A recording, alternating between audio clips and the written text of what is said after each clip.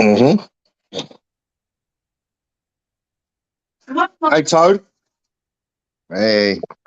How you doing, mate? I'm very well. We are live. We are live. Afternoon, everybody. Gonna see me twice. Oh, Toad, your twins on.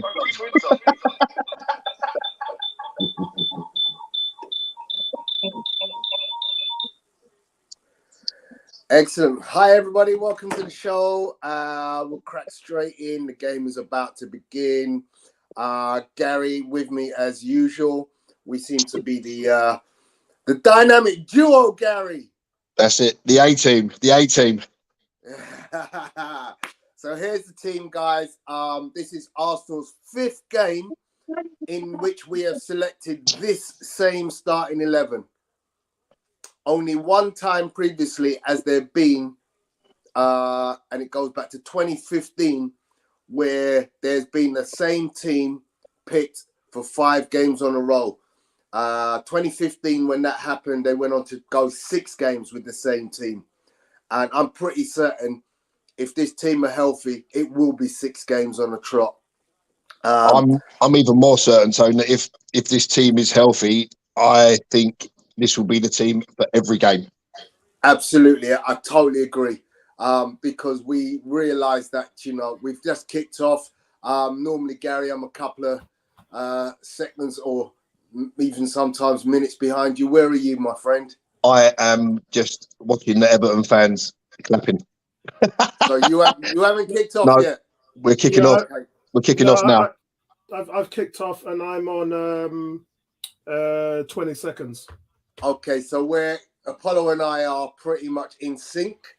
I was going to say, Gary, you're normally so far ahead of me that I was going to suggest that you may be delayed. But on this occasion, if you don't catch up, we might have to delay a couple of seconds for you. Apollo, how you doing, brother? Yeah, I'm doing good, man.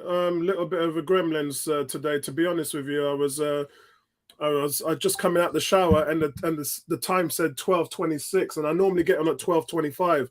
I normally get on 5 minutes before kickoff to talk about the team sheet. But when I saw the team sheet an hour ago, I was like, is it even worth talking about the team sheet? It's the same every single week. So yeah, so it basically picks itself, doesn't it? Yeah, it does. But the bench looks tremendously strong, mate, in comparison to what we're used to. That's the first thing I noticed. Far cry from having 4 academy players. On the bench. Tony's friend makes the bench. Cobra Doozy. Dubry, you've noticed. Oh, that's a nasty little foul on Odegaard.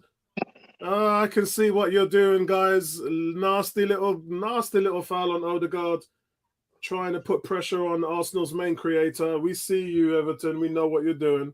So I've put on the screen there, Apollo, a statistics about just that man, Martin Odegaard.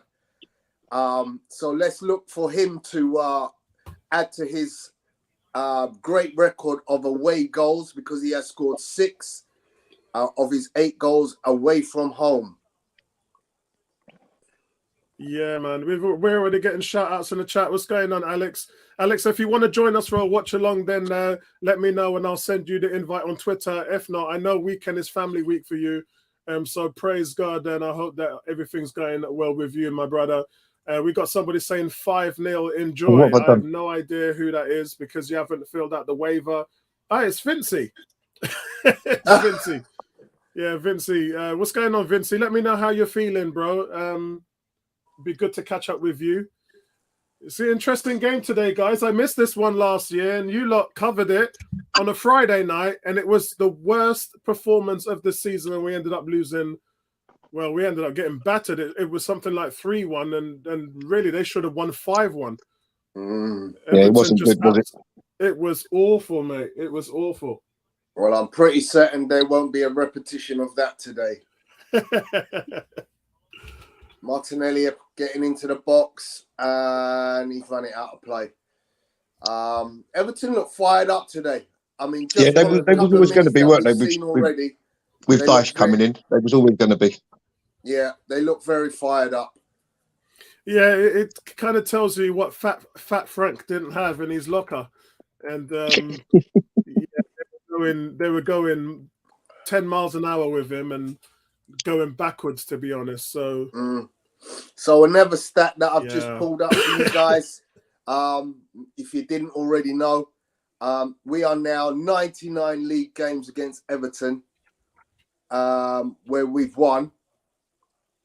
One more game makes it 100. First team to ever win 100 league games against a single opponent. It is. We got Saka on the right in the build-up play. He doesn't seem to have a lot of options around. He puts the ball into the centre, where Thomas Partey just looks after it as good as anybody in the league. I think I've skipped ahead of you guys. Okay. I'll change my stream. Where are you at now, Gal? I'm at 4 minutes 20. Okay, that's cool. 10 seconds ahead of me. That's fine. Yeah. Zinchenko in the centre. Yeah. That's it. So the Everton fans are going to be the defining factor in this game. Always known to be pushing their team over the line, especially when it comes to playing Arsenal. You just saw their Coleman had a thundering tackle on Martinelli, and the crowd just went crazy on it. The referee wasn't impressed.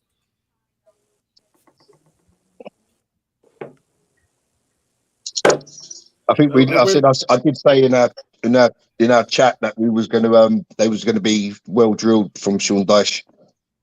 Yeah, I mean the main thing for us is that our away record has been impeccable. 10 games, 7 clean sheets.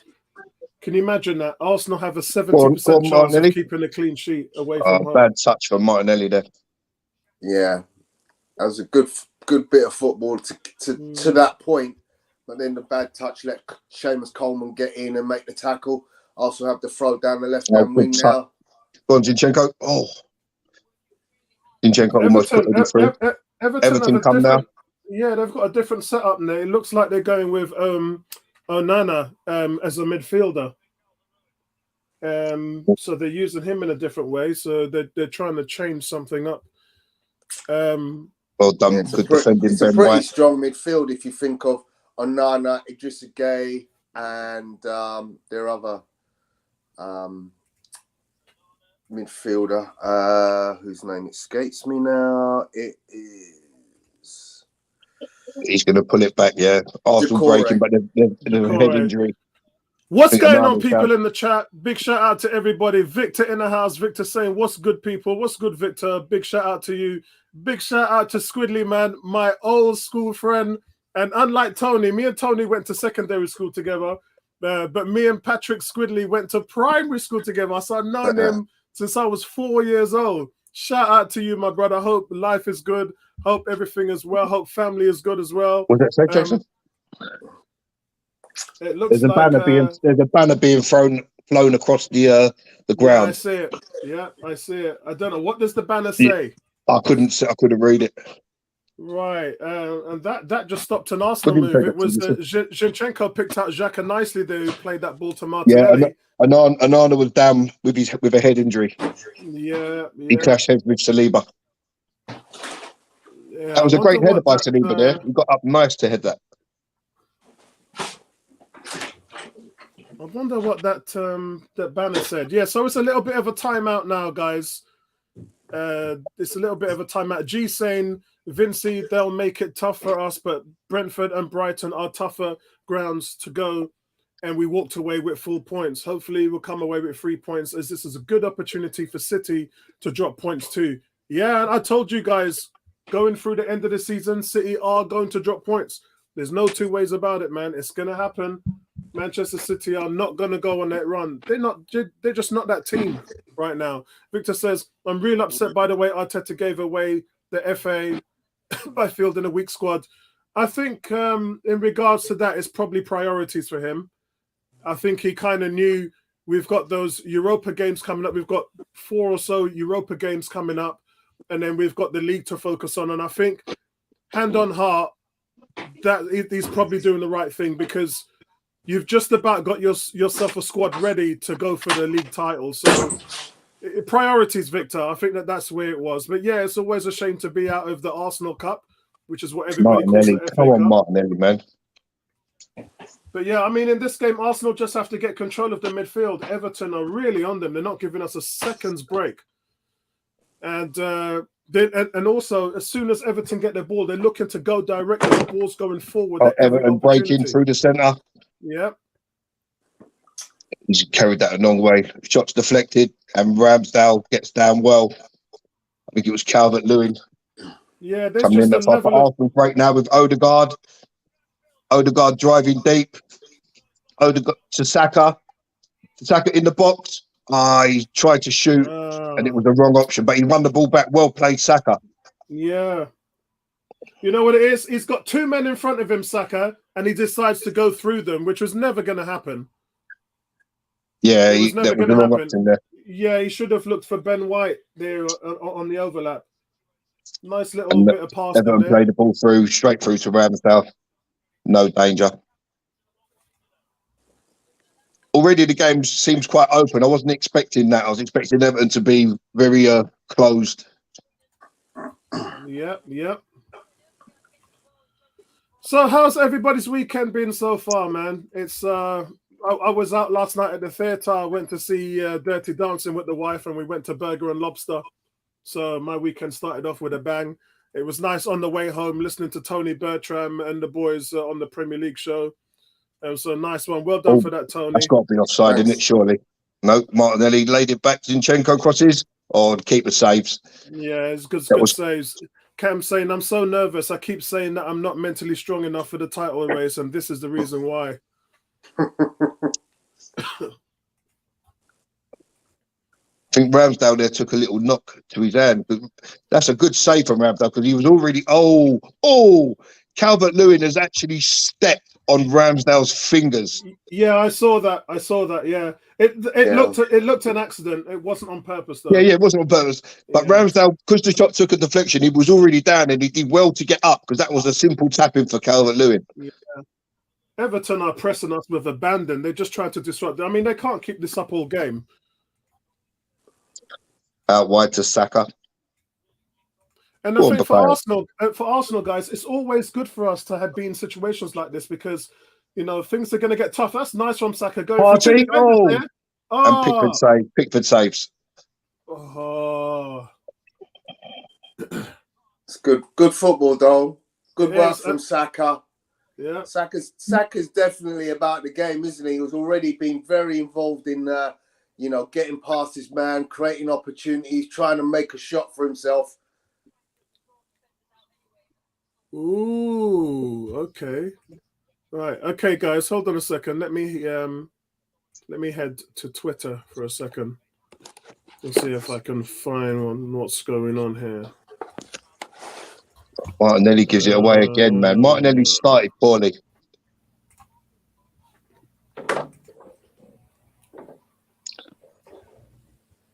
I think with the addition of Trossard, Martinelli really needs to pick up his game. Absolutely. All of them do. Smith Rowe's got to play for a place. They all do, mate. And that's exactly how you like it. Smith I know. Good beat from Odegaard. But I'm saying, all of them do. I don't know what's going on with that kid, but boy, this is not good that he's injured as much as he is. is. Terrible ball. Yeah, I mean, remember 2 years ago, Martinelli barely played because of the same situation. Vincey said, indeed, G, I think if we take our chances, we'll score many. G saying, they will do everything to get a point here. We'll dominate possession. This game was made for Trossard and Jesus to get by them into the box. Victor says, I don't think that we're in a position to pick and choose what league we want to win. I do, because we're top of the league and 5 points clear, bro. So the priority is to step in. Yeah, with a game in hand. Let me know why, Victor. Do you think that we have the squad to go for the FA Cup as well? Do you think that that's something that would be favourable for us to do? Let me know, bro. I mean, I understand he made changes in the FA Cup, but we was well in that game. It wasn't like we made changes and we got battered. I mean, their keeper pulled off 2 fantastic saves, and they had one shot and basically scored from it. Oh, yeah, we made 6 changes, and Manchester City only made 2. So, guys, let's take a look and see what this banner was, obviously it was towards Everton. The banner says league's worst run club. And then it says hashtag time to go. Bill. Bill Kenwright. Yeah, they're putting it on Bill Kenwright, but it's not Bill Kenwright now, is it? It's that Farhad Mashid, or whatever his name is. Yeah, I mean, it's the guy, you know, who shares with Uzunov. Yeah, Kenwright's just the face, isn't he? He's just the face, exactly. Guys, remember when we used to have banners flying across the Emirates? Man, those were the days. Victor says, last season we also gave up the FA Cup. Yeah. Oh, Everton take a quick free kick there. That was hardly a foul by Partey. I thought the player went down way too easy. Yeah, I'm on 14 minutes. I'm on 14 minutes and 15 seconds. Yeah, I'm 14-20. Everton pressing like mad. They are, but we're so good in possession that it'll only tire them out. That's rubbish, Ben White. Everton come again. Ben White needlessly give the ball away there. Yeah. I think it was a very tight situation. He thought better to get rid of than to hold. And Saka looks like he's taken a little elbow there. Yeah. The referee's give a free kick there. But if it's a free, Saka's down. I think it's an accident. Do you know what? That's not even a free. That's not even a free kick. Just again, he's got his hand up just to fend off, and it just brushes Saka in the face. Yeah, but that's not even a free kick. That's not even a free kick. Yeah, he stopped. This is Vincey. Vincey saying, I'm already having a parade celebrating one of the most exciting seasons for a long time. I'm not waiting until the end of the season. Are you not entertained? I am entertained, man. The last game I went to with Lewis at the Emirates was just against Man United. Was probably one of the top 5 games in the whole Emirates era. It was that good, and definitely the best game this season as a fan. Victor says, yeah, with the new squad, Apollo, we could have contested for the FA Cup, new signings. Probably, yeah. And then there's a reason for the fact that if you went for the FA Cup and you had that squad, then a couple of players like Sambi, who you would have sent on loan, probably would have had to stay. And so that may be the decision behind it as well. Vince is saying, Saka looks like he's in trouble here. He looks like he's got poked in the eye. Yeah, I can see him. It looks like he's in a bit of trouble here. Yeah, it doesn't look like he can see properly. He's squinting his eyes. The thing is with footballers are such good actors, aren't they? That you never really know until you know. It does look like it's a little finger right in his left eye. Yeah. Yeah, it's definitely in the left eye after seeing that replay.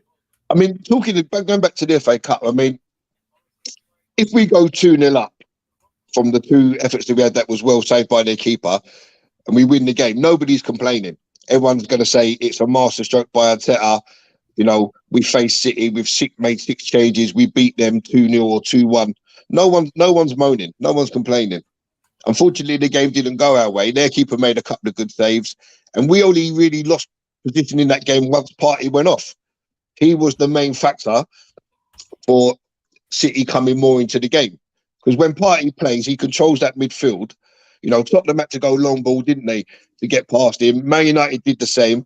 And then when he went off against City, that's when they started to control the game a bit more. Yeah, very true, very true. G saying, with you, my gooners from Hotel Bar in San Francisco. Come on, boys. Yeah, it's a crazy time over there because they're 9 hours, aren't they?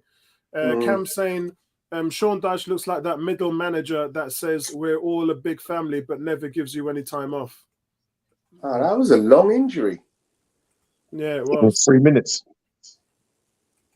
So we're back in play, guys. Yeah, because Trossard was warming up, but Saka's back on his feet now. He looks like he's okay and ready to carry on. I mean, that happens quite often in football, but normally it doesn't take that long for your eye to clear. You know, I know what that feels like, the finger in the eye. I've had that. You know, you cry and you cry and you cry and your football, you know, your eyes there, but you're kind of running around, blinking your eyes, trying to get the eye to clear. Obviously, using the other eye for your balance, but come on, Martinelli. But Coleman's got Martinelli on lockdown at the moment. Yeah, he has. He has. Vince is saying he's just seen Ty in the TV stands and he says he misses away games. G saying, Vincey, Greenpeace needs to give Thomas Partey a medal for how well he recycles that shit.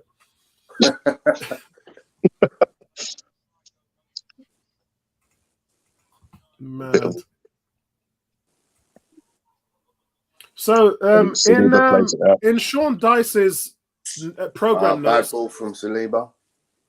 Sean Dice called for his players to put sweat on the shirt and give everything.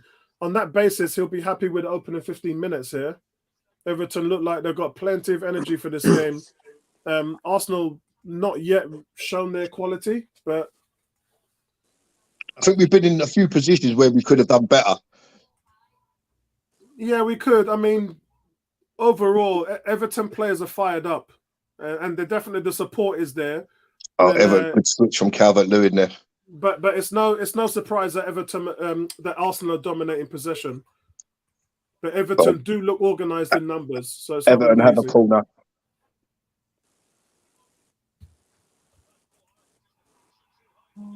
Yeah.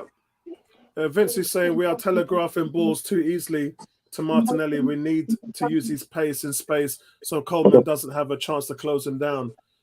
But Martinelli needs a good game. The last 3 games from Martinelli have been a 4, 4.5, and 5 out of 10. I think it even goes back further than that, Apollo.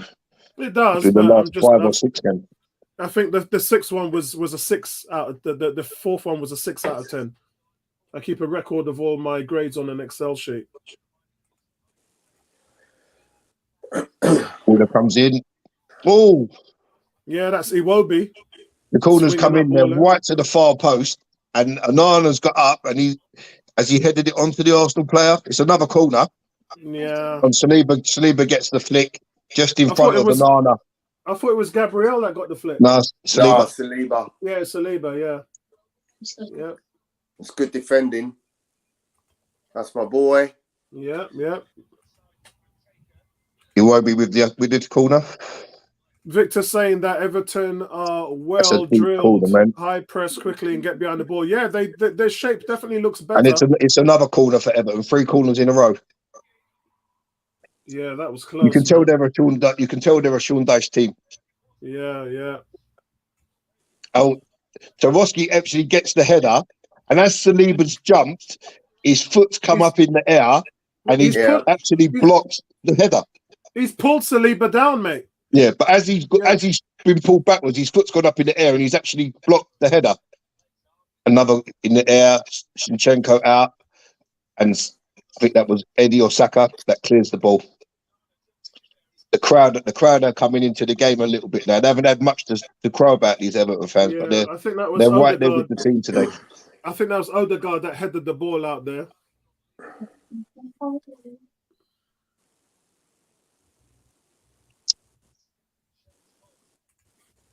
It's another corner. I tell you what, Everton, this is the best I've seen them play. It's amazing what a new manager will do for your team. It's the best I've seen them play in a while. Yeah, there was always going to be up for it, weren't they? Sean Dyche doesn't accept anything less.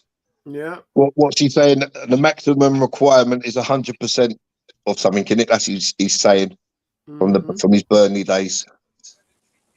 100% effort is the minimum requirement. And for Arsenal, this means that we have to find a level of composure, something that we're used to seeing with the team. Calvert-Lewin heads wide. Guna Matters, what's going on? Big shout out to another brother from Africa. Shout out to you, bro. He says, hey, Tony and panel. I hope you are well. What's the prediction for you guys? I might have missed it. I've gone for a 2-0 Arsenal away win.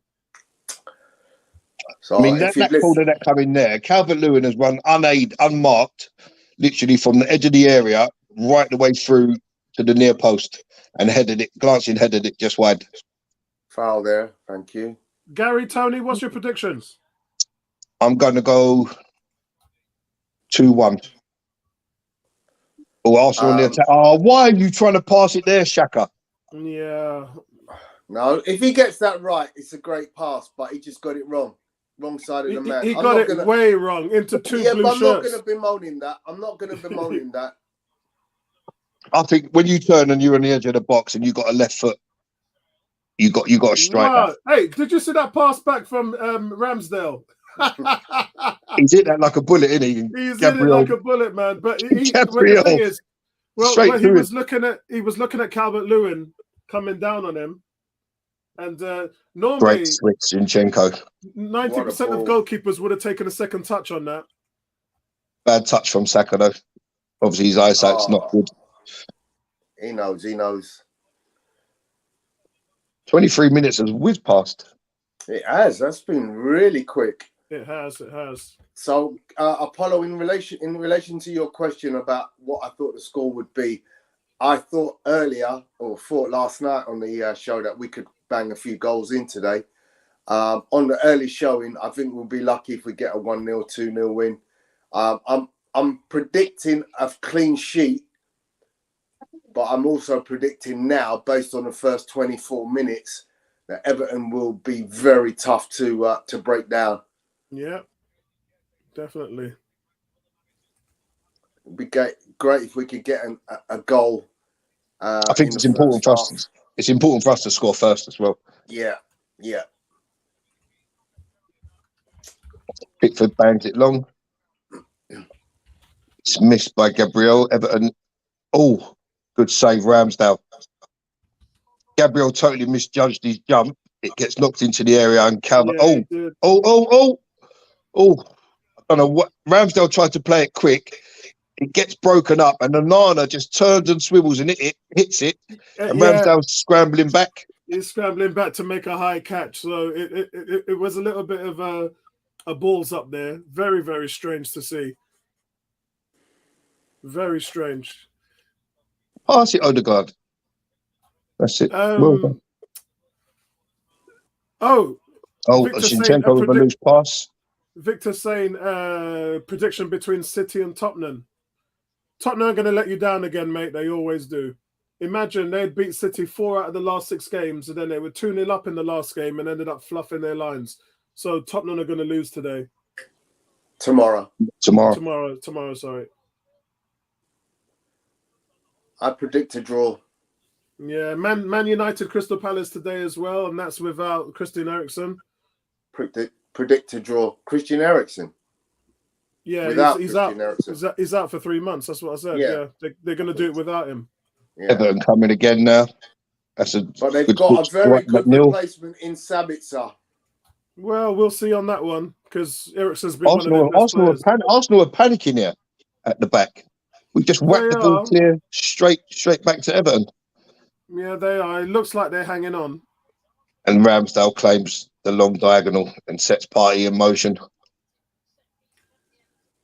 Gunamata says, Cape Town is red tonight. We will win 3-0 to the Arsenal. Cam says, Daesh has already turned Everton into a bunch of cloggers. Pitch quality declined overnight too. Vincey says, good movement by Odegaard for that cross.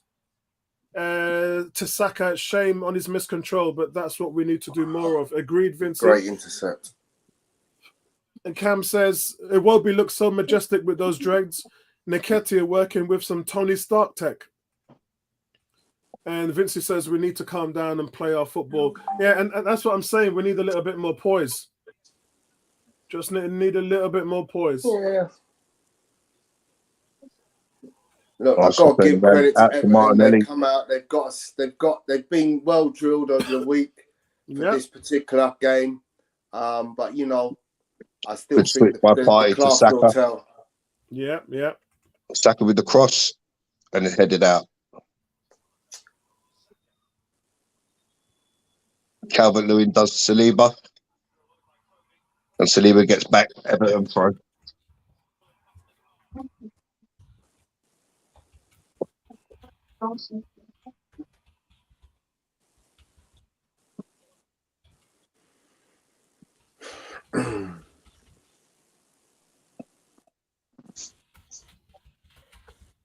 Arsenal throw.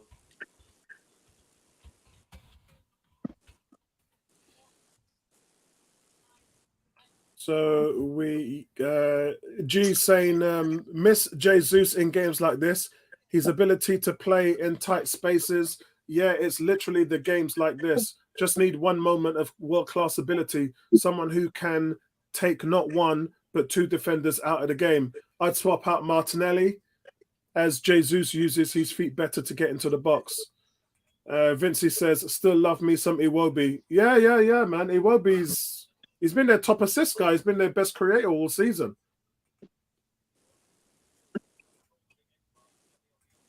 Arsenal come now. Odegaard, God, loose touch from Nketiah there. Couldn't take the ball in. Yeah. Still Arsenal on the press though. Get the throw in on the right hand side. Partey, Ben White, looking for options. Partey now.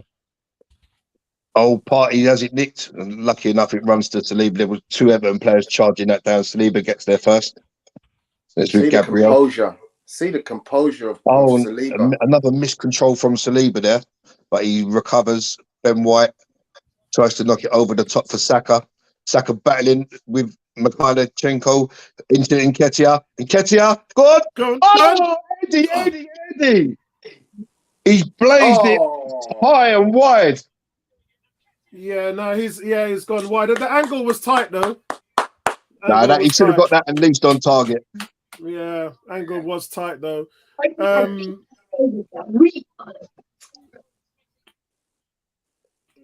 He's saying happy birthday, Super Kevin Campbell.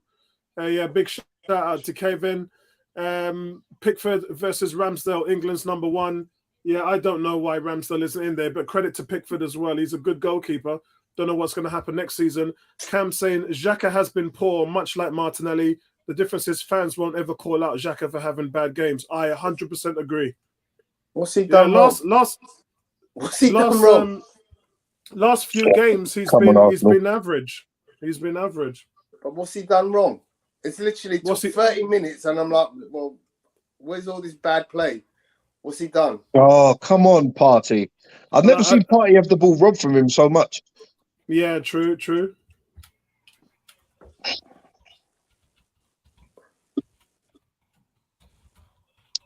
It's a foul on Saka. If you're gonna criticize Xhaka for losing a ball or making a bad pass, you've got to criticize every single player in the pitch because he's not alone. Vincent says, Tony, you remember those days when I was shooting wild like Eddie? Should have been a goal. Should have at least been on target, minimum. In Cam saying we need to silence this crowd. He said, Tony, what's he done in the last 3 games? Who's he talking about? Xhaka. Oh, Arsenal lose it again in midfield. Okay. That was a poor pass to Xhaka. And it's an Everton free kick. Partey concedes a free kick for a little tug on Decore. See, who's gonna blame Thomas Partey for that pass to Xhaka, which he loses? The pass was way short. Yeah. So if anyone's gonna be starting to have a go at Xhaka, I'm not saying he's having a brilliant game, but I'm not saying nobody at the moment he's having a brilliant game. But I have to give credit to the opposition. Free kick comes in, and Ramsdale comes and claims. Yeah, well done. I mean, it's been a tough. I can't believe it's been 32 minutes already. Cam says, Tony just defending Xhaka with abandon. Ref giving everything to Everton and constantly ignoring small fouls for Everton. Vincey saying, I can see Jorginho coming on if the midfield continues this volley. Actually, that's a good point. That's why they brought him in. Jorginho it'd be interesting. Oh, come on, Ben White. Jesus. Anana nicks the ball. Bad pass by Ben White. Drives right into the box. Oh, and it's right across the face of the goal. And it's still in play. Calvert-Lewin inches away from giving Everton the lead there. Oh, that was so close, playing it across the line. But Ben White, terrible pass. Yeah. You know what? I think, what Sean Dyche must have done? He must have played them the video of last year's game when they absolutely annihilated us. That's probably what he's done. I mean, Calvert-Lewin, that's a stud width. Yeah. Vincey said, nah, Tony is spot on. Can't keep on targeting Xhaka when other players make errors. Yeah, it's clear. There's that. nobody on the Arsenal pitch who's without guilt right now. And I'm not a Xhaka-ite. I'm not in or out. I'm just saying there's nobody's on this pitch right now can turn and say, oh, look at him. He's absolutely flying. No. Calvert-Lewin beats Ben White. Dwight McNeil crosses. Oh, and it's been headed wide by Onana. Oh, sorry, Decore. A free header, 7 yards out. And he's headed it wastefully wide. It's a good chance. That's a great chance. I'm looking at what is Gabriel doing. Gabriel's lost his footing, and it's a free header. Free header. Yeah. And he's headed it into the ground. Xhaka, please talk to me about what Gabriel just did. I don't know if he's lost his foot in there or tripped over his own feet or something, but and it was a free header. If I go back a minute, when Ben White played that terrible ball to Odegaard, Onana runs past Odegaard like if he's treading water. Yeah, literally, and he ends up delivering a terrific cross. That was like Usain Bolt versus me. It was. Onana literally runs past past Odegaard, and Odegaard is like feet in the mud. Come on, Arsenal, we need to get better. It's a moment of quality needed. Martinelli needs to free Xhaka down the left. Xhaka down the he refuses to cross it, and it's back with Zinchenko. He's looking for option. There's nothing there. Cross the party. Nothing there. He would have crossed into nothing.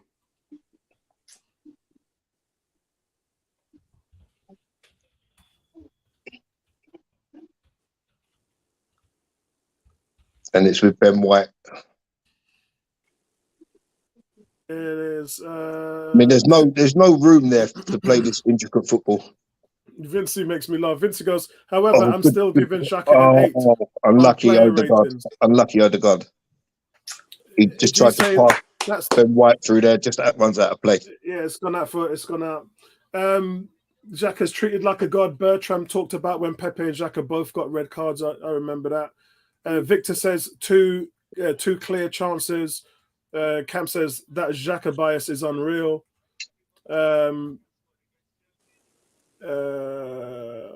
It would be interesting to see what Arteta does at half-time, and because it's the midfield where they're overrunning the single pivot, and we're not really able to get anything going.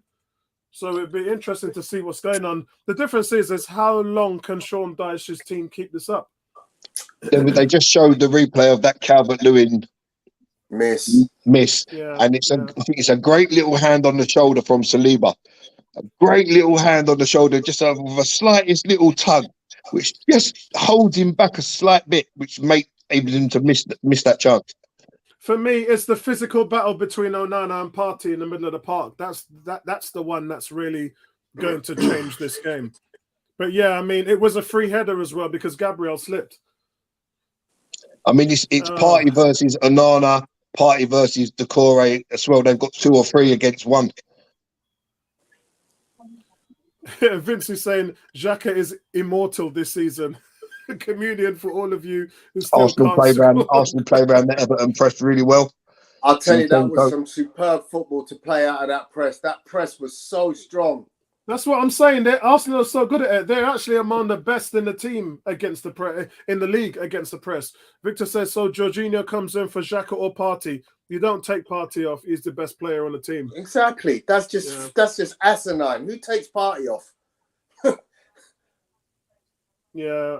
Anyone who thinks that Jorginho is an upgrade on Partey is absolutely bonkers.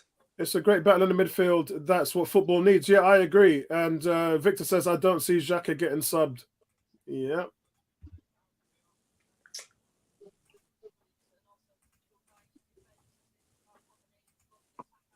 Yeah, I knew this game. Once they got Sean Dyche, I knew this game was not going to be easy. Yeah. If Lampard would have still been in control, we would have probably been a couple of goals up by now. Yeah, so Because Everton had nothing, did they? no, they didn't, and they just look bad. They look. Everton's problems, guys, is they can't score goals. Yeah, Good switch from out to Martinelli. Use it better, Martinelli. Seamus Coleman will find him in his pocket at half time when he goes back to the changing room. Yeah, if there's somebody who's definitely not having a good game, I'm going to definitely say Zinchenko with the cross to Saka. Oh, it's cleared off the line. Oh my God! Did you Zinchenko just see with that, guys? Blinding cross. Saka on the volley. It looked like it was going to in. hit the inside of the post and go in. Yeah, it was. I think that was going in without the post. Yeah, definitely. It looked like it was going to hit the inside of the post and go in. So close. So close. Arsenal come again with Partey to Ben White.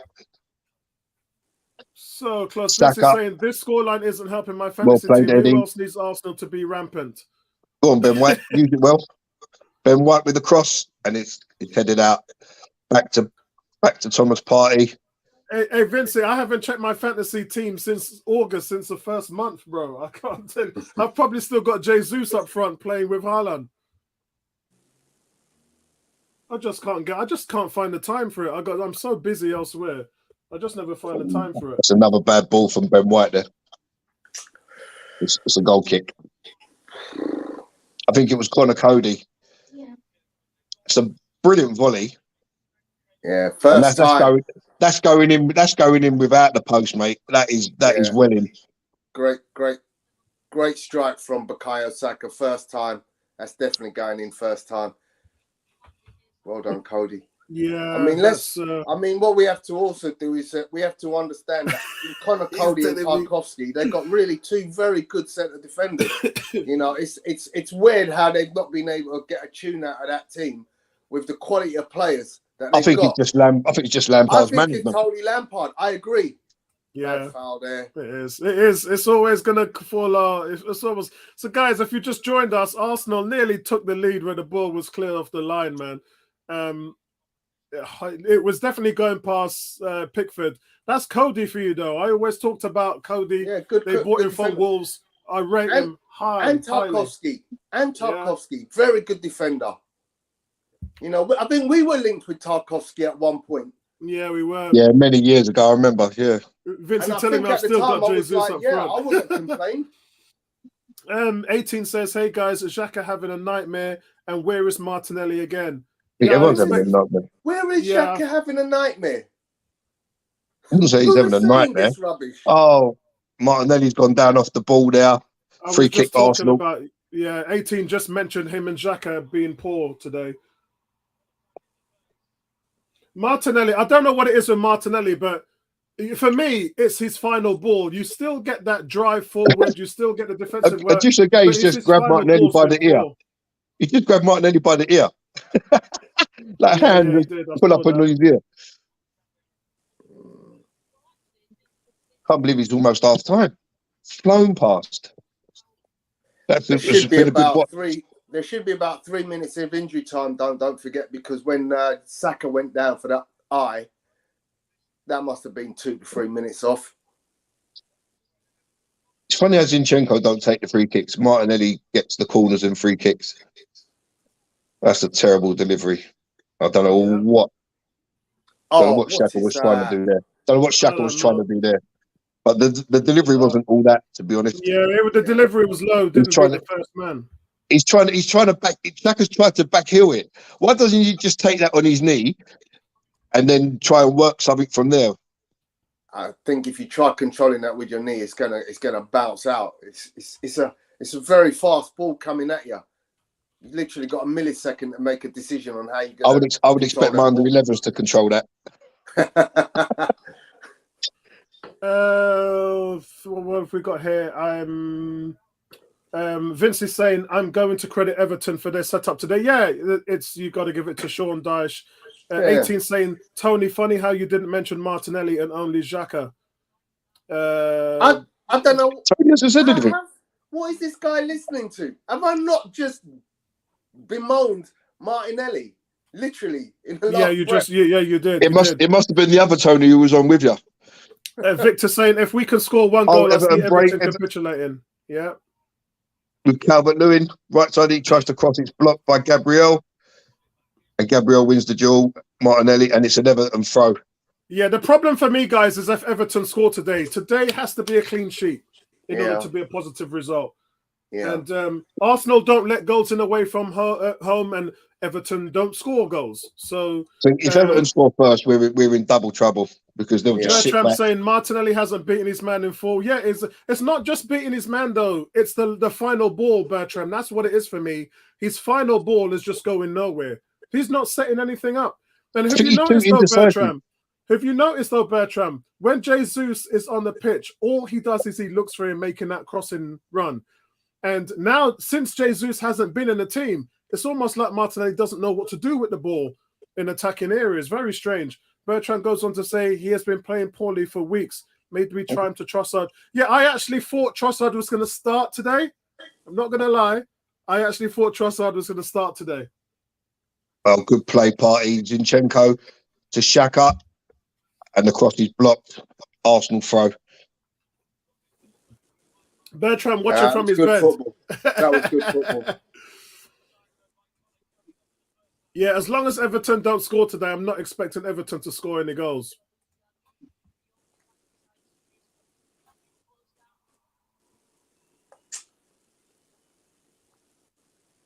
Everton have dropped off now massively. Arsenal got freedom now. Sometimes that's what you got to do. Sometimes you got to ride through the first half of a game, get yourself 30, 40 minutes in, and then you can start applying the pressure. Agreed. G Saint Everton are mad they aren't allowed. Come on. G Saint Everton are mad they aren't allowed to hit our players in the face to get the ball. Victor says, Stan, thanks for the signings. Hey, you should be thanking Josh, bro, not Stan. Well played, Gabriel. You know, Everton's tactic is just get it long to Calvert-Lewin and then work the ball from there. Second ball, but mainly to the Gabriel driving to disrupt the and midfield. he's just run down a blind alley. Gabriel there, just run down a blind alley, and he was faced up with two. And what is he doing? He's got to get hoiked. He's having a nightmare. Yeah, he is.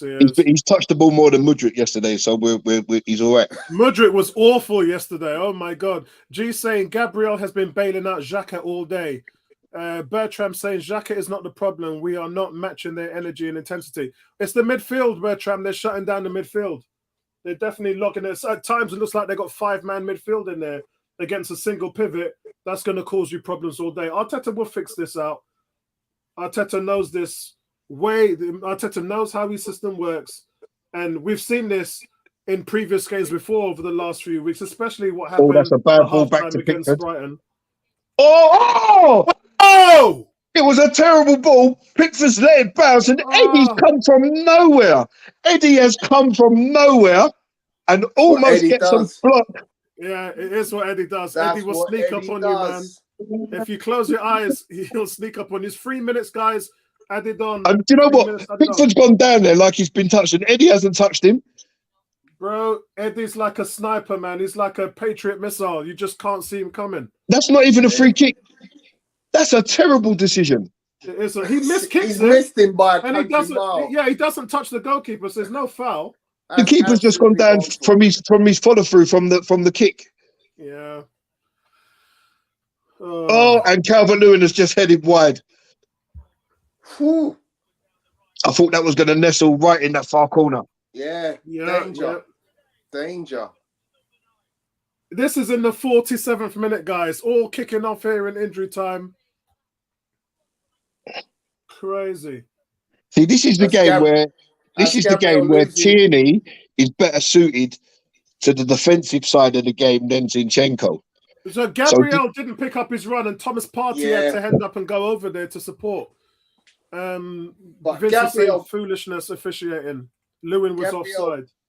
Gabriel lost the man there, and you know, again, we got to say, and that's half time. Yep. An entertaining first half, but I didn't expect the game to be that open. Yeah. And I think Everton, to be honest, Everton have just shaded it. They've had 3 really, really good chances where we've had. Yeah, it's strange. Officiating, And it's funny when you say that Everton have had 3 good chances because Ramsdale has had to make a save. Exactly. It's going to be a tough day at the office today, guys. All we've got to hope for is that we can get through this one with a solid second half. Need some tactical changes from Arteta. He's got options on the bench. It depends on how he wants to use them. The biggest thing for me is that he hasn't got. Odegaard hasn't got onto the ball as much, and then there's the issue with Zinchenko not getting on the ball as much. And so you can see that they're pinning those guys a lot down, and it's the midfield area, which is why we're struggling.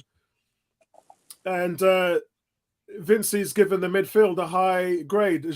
The only one I agree with there is Saka. I think Partey's been pinned back. I don't think Xhaka's in the game at all. I definitely think Saka's been our most impactful player. Martinelli has offered nothing. Odegaard's not been in a position to do anything. They need to fix that midfield. That's the one thing that they need to do. Tony, what's your thoughts in the first half? Guys, I'm just having a look at some player statistics from the first half to see what's going on. Gary, you want to jump in while he's doing that?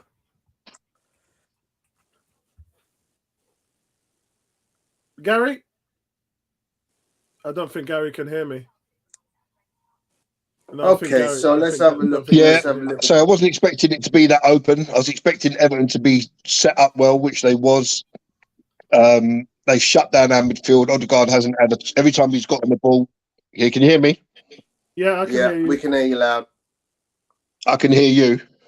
Yeah, we can hear you, Gary. I don't think you can hear me. Yeah, we can hear you, Gary. Yeah, we can hear you. Sounds okay.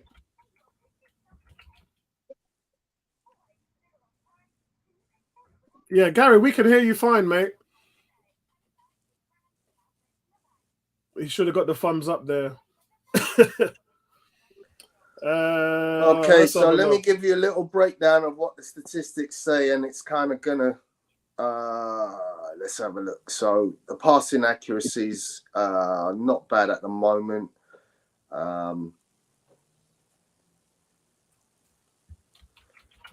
It does look like we're missing on some key passes, but accuracy-wise, we're not doing terribly. Gabriel Magalhaes is at 100%. Ben White's at 90%. William Saliba's at 94%. Thomas Partey's at 93%. Bukayo Saka's at 88%. Granit Xhaka's at 82%. Martin Odegaard's at 89%. Touches-wise, Martin Odegaard has only touched the ball 21 times. If you compare that to, say, Zinchenko, who's now on 64, Thomas Partey's on 68. Those are 2 highest touches in the team.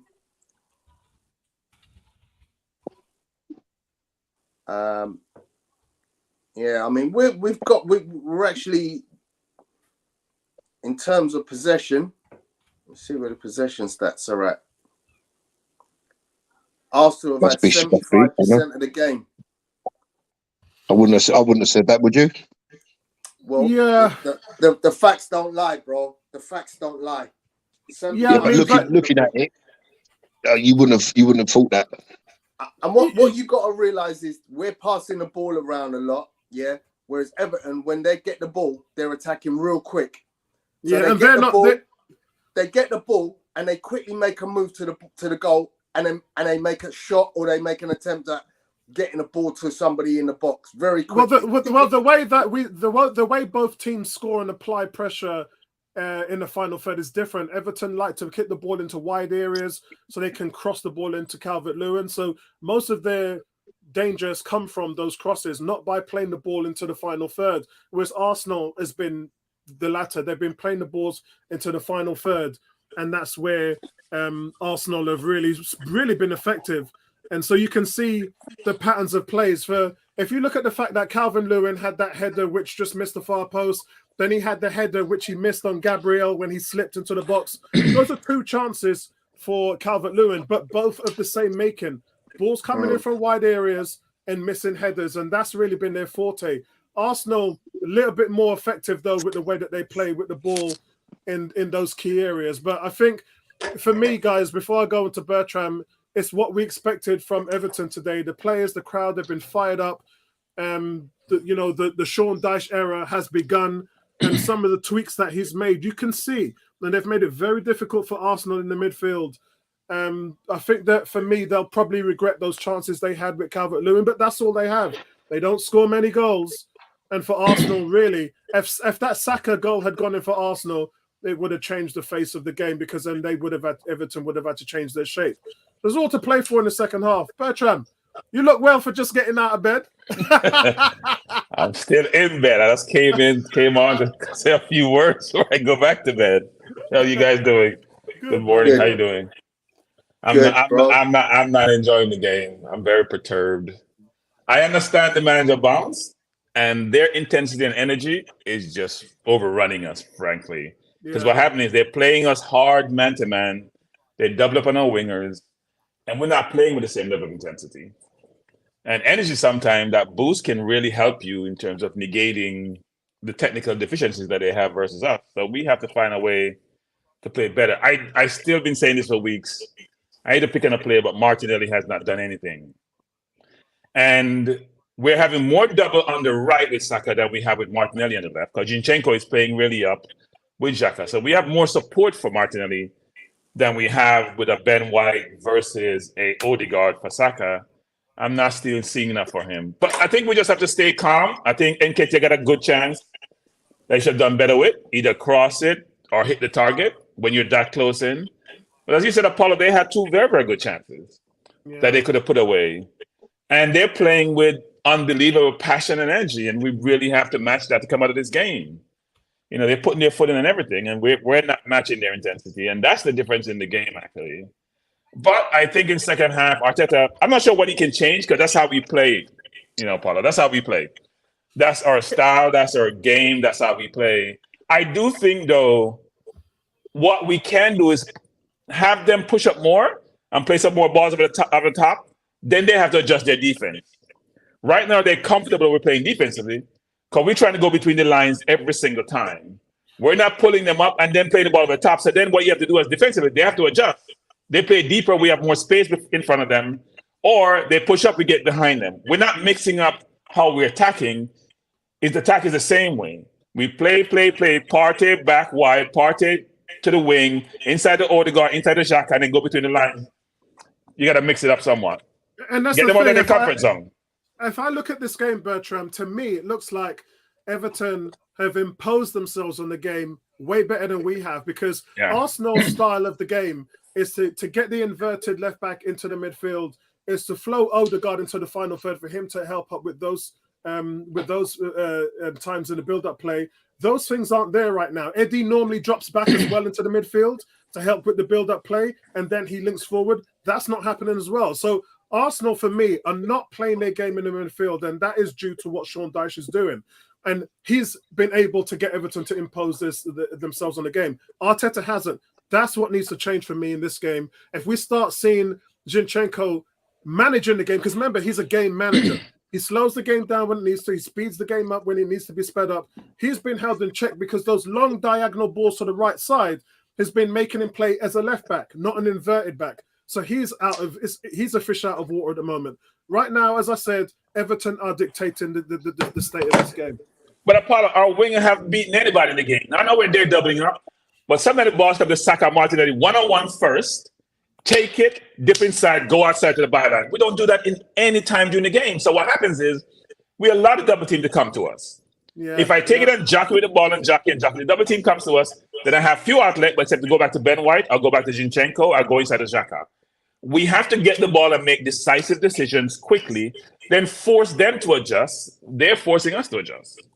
So the weirdest stat in this whole first half is that Everton have had 25% possession and Arsenal 75% possession. And they look more dangerous. The facts don't lie. They look more dangerous. So essentially, guys, what does that tell us? It tells us that they're playing on the counter. As soon as they get the ball, bang, they're hitting it. Someone said in the chat that it's classic Dyche, and it is. It's they knock the long diagonals, win the first ball. If they don't win the first ball, they're winning the second and they're winning the third.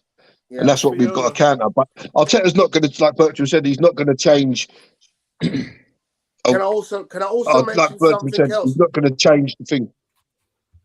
Can I also mention something else? I've just looked at the highlights from the first half. West BT Sport done their analysis of what they see. They draw the lines of where the Everton midfield are moving in patterns. Yeah, they're very quick at darting from defense to offense with multiple players. I've just got a couple of pictures that I literally just looked at, and when they attack, they've got 5-6 players literally in or around our box, making it very difficult for us. You know, they've had 4 corners. We've yet to have. We haven't had a corner yet. No, we haven't. Right, they've had 4 corners. So you know, their offense is very combustible. It's very fast, very quick. You know, and they're moving with numbers. Yeah. So you know, this is something I think clearly Sean Dyche has said. Look, you know, we have to get at Arsenal very quickly in transition. The transition is what's causing us to have to defend very quickly. The other area that they're winning is duels. And you know how big Arteta is on duels. Right now, I look at the statistics, Everton are winning duels. And that's where you struggle on the counter. When you lose the ball high up the pitch, you're susceptible, especially in the single pivot. This is the thing. Because of the style of play that we have, Arsenal don't lose the ball in the midfield, you know, guys. We don't. You see, when we get pressed, we're one of the best teams with ball possession. We break the press easily. We do it with our eyes closed. We're so good. We're at Man City level now when it comes to beating the press. But the problem is when any team is playing that style of play with a single pivot and you lose the ball high at the pitch, and this is what makes Thomas Partey special. His recovery. Yeah, the amount of way this guy's excels in recoveries and he gets the backup from Zinchenko, we've seen over the last few weeks, especially in the Brighton game, especially in the Man United game, that when we lose the ball, those 2 guys go and win it back straight away. That's not happening today. Why? Because Everton are not taking any time on the ball in possession. They're going right direct at us where it hurts. But we also have to realize that they're only playing with 1 forward, period. So therefore, the midfield is packed. It is, right? Man. They're having like 5 people in the midfield. So when they win the ball and your back is turned, they're going the other way and they're pressuring you to win the ball. So they're not winning the ball in their box. They're winning the ball like in the middle of their half. You're then struggling to recover. Because you know we play a very high-risk game, right? We play a very, very high-risk game. So when we lose the ball, we can be under pressure. So we do have to rethink how we're attacking, try to pull them out some more. Yeah, so but it's not been a pretty game, Paul. It's not been a pretty game. It hasn't. And you got to respect games like this because Arteta's had it so easy with the way how we've been able to dominate teams over the weeks and months. You got to think that the last time this team lost the league game was way back in September. It might even have been, it was end of August. So it's been that long since we've lost the league game. And when you think that we went away to Southampton, we had that game against Leeds. Those are the games that you learn something from your team. Those are the games that makes you better. Because when teams give you a plan B, when teams hit you in the gut, and then they give you a haymaker that wobbles you, that's where you start to find out what you're made of. Coming to some of the guys there in the chat, hard game to come by. Everton will be up for it with a new manager. This is from Fiona, especially Sean Dyche, team who are aggressive and tough defensively. She goes, I'm not worried right now. It takes a split second for us to explode into action and score more through balls. Something will become because we've seen the final third balls haven't been great. And then Fiona says, come on, you Gunners. G saying, Fiona, Everton looking for more dangerous than us. We need improvement in the second half or we will have 1 point at most. Misplaced final third passes and all 3 have given the ball away for multiple Everton attacks Apollo. And then Stan is a gooner with that wall pilgrimage. That might have been that's Vincey. Moses says we need to play the ball over their defense. Yeah, I mean, we haven't seen any long balls from us as well. You know, we've only we don't play that way. We've seen a couple of balls knocked over the top, and they've been knocked out of play. They haven't been precise. We haven't been precise in our. Yeah, Zinchenko can play that way. We just haven't done it. Let's see what this is. Fiona. Fiona says, "Gee, let's see what the second half brings. Interested to see if Jorginho comes in on slow down." It's a few people mentioning that in terms of Cam as well, saying Jorginho on the double pivot. Interested to see what Jorginho comes in and slows the prey and breaks up the midfield. You could only remove Xhaka, couldn't you, to play the two, and then one of them goes and one of them stays. If you take Xhaka, you're basically becoming a more defensive team. Yeah, but that's the only move that you need. Because you wouldn't take anyone else off to put Jorginho on. Exactly. Big shout out to you, Alfie. Guys, Alfie the change is Trossard for Martinelli. That's the change. The change is not that. Is the change is Trossard for Martinelli. I agree. You can see the managers on his ting right there, man. Alfie saying the doubling up on wingers is an issue. We need we've kicked off in the wingers and straight away Everton on the offensive. Yeah. All right, I'm back at half. I'm back at full time, guys. All right, bro. All right, bro. What are you doing, Martinelli? Play the ball, man. Martinelli. Jesus Christ. Yeah.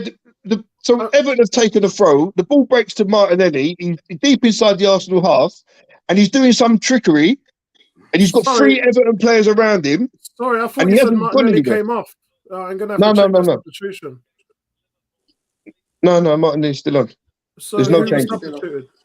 No, there's no changes. Oh, I thought somebody said Trossard was on. All right. No. Bertram asked for Trossard to come on. And Everton have the ball now. That's a bad. And it's in the box. Oh my God! What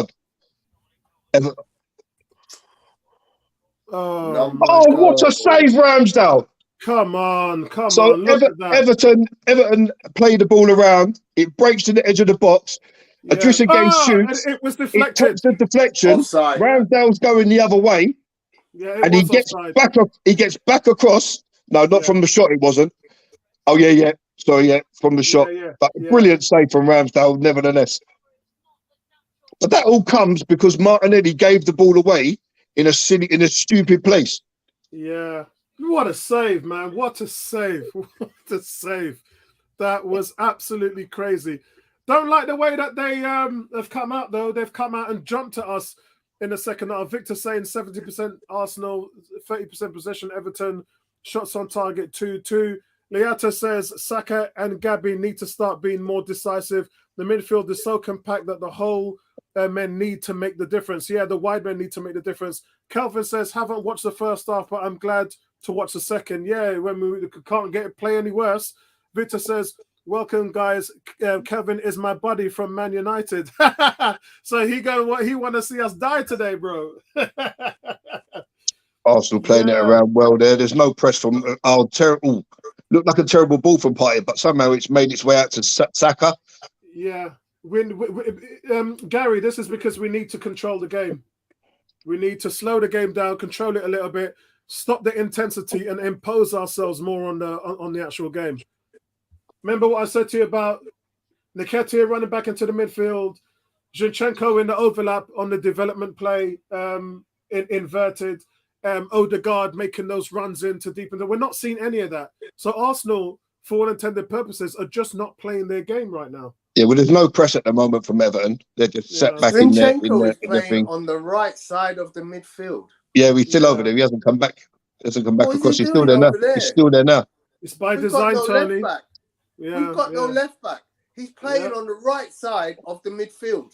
And that's when the formation, Tony, switches to a back three. It's fluid.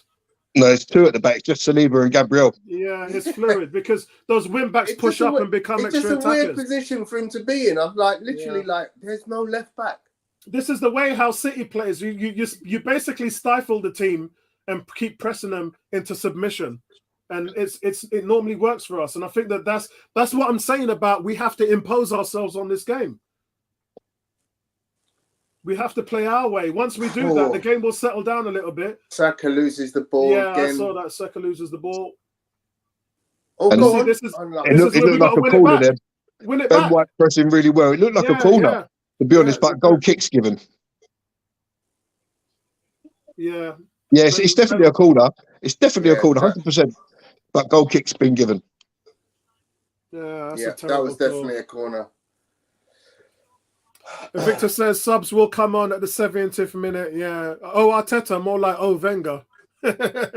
Wenger time, 70-minute subs. No word.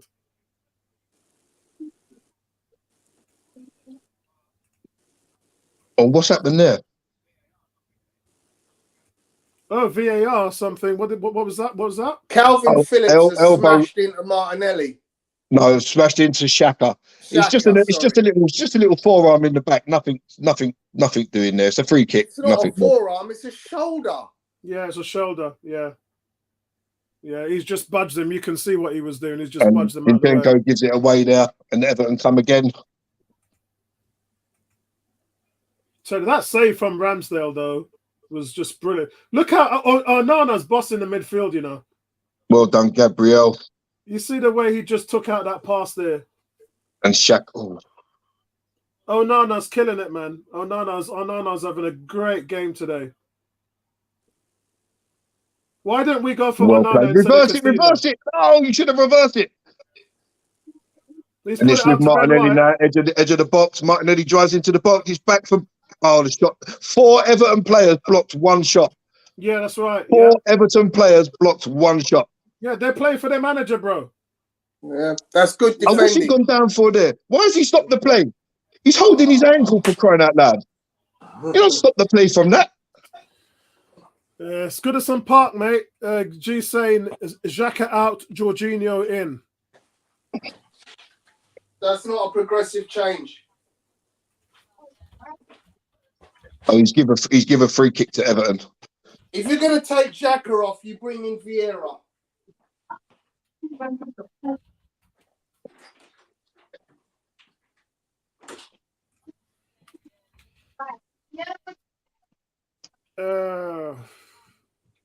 G says it is Tony. You just can't see it because of Xhaka. I don't think Everton can keep this energy up. We need to impose ourselves more. That's what I've been saying, bro. Onana goes down in the area. He just got caught by Odegaard. The referee stops the play when Arsenal was on the ascendancy and then gives the drop ball back to Arsenal just inside the Everton half. Yeah, silly. And now Everton are on the press.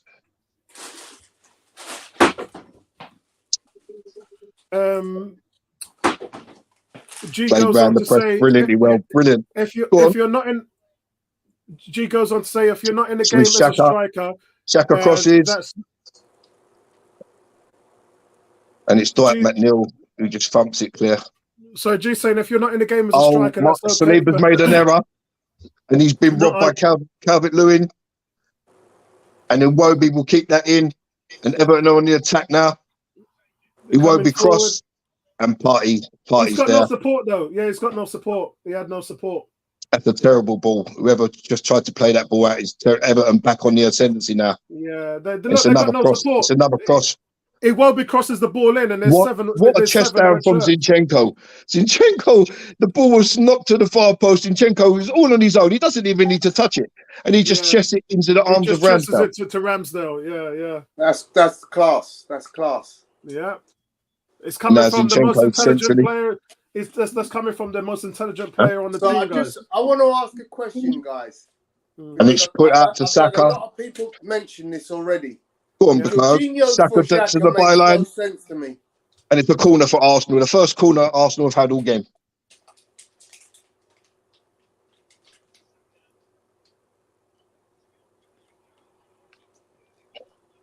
Boys, Jorginho fought for Xhaka. Does that not make no sense to you? I think that's the only move you can make if you're going to bring Jorginho on. You can't take anyone else off. No, because Jorginho doesn't play as an 8. No, but you wouldn't. You'd go with a 2. You go with a 2. Exactly. You at the moment, Tony. You're defending more. You stop your attack to make more defense. Tony, Tony, more teams play with the double pivot than the single, so that's common. We don't need to. Well, if this isn't working, then that's a different. You're asking for a change and mix it up. And what you're doing is asking for a change. I'm saying if you're going to take Xhaka off, you replace him with a player who plays as an 8. Go on, Saka. Well, you essentially wouldn't, because at the moment you're playing with no number 6. You're playing with a 4, and then why are you not shooting there? So all you're doing, Tony, is you're playing with a 4 and a 6, aren't you? Vince is saying Zinchenko will go to the 8 if Xhaka comes off. Fair point. And then you put Jorginho in as a 6. Yeah. So who's the left back? That's a fair point, Vinci. So who's the left back? You can go 3 at the back, Tony.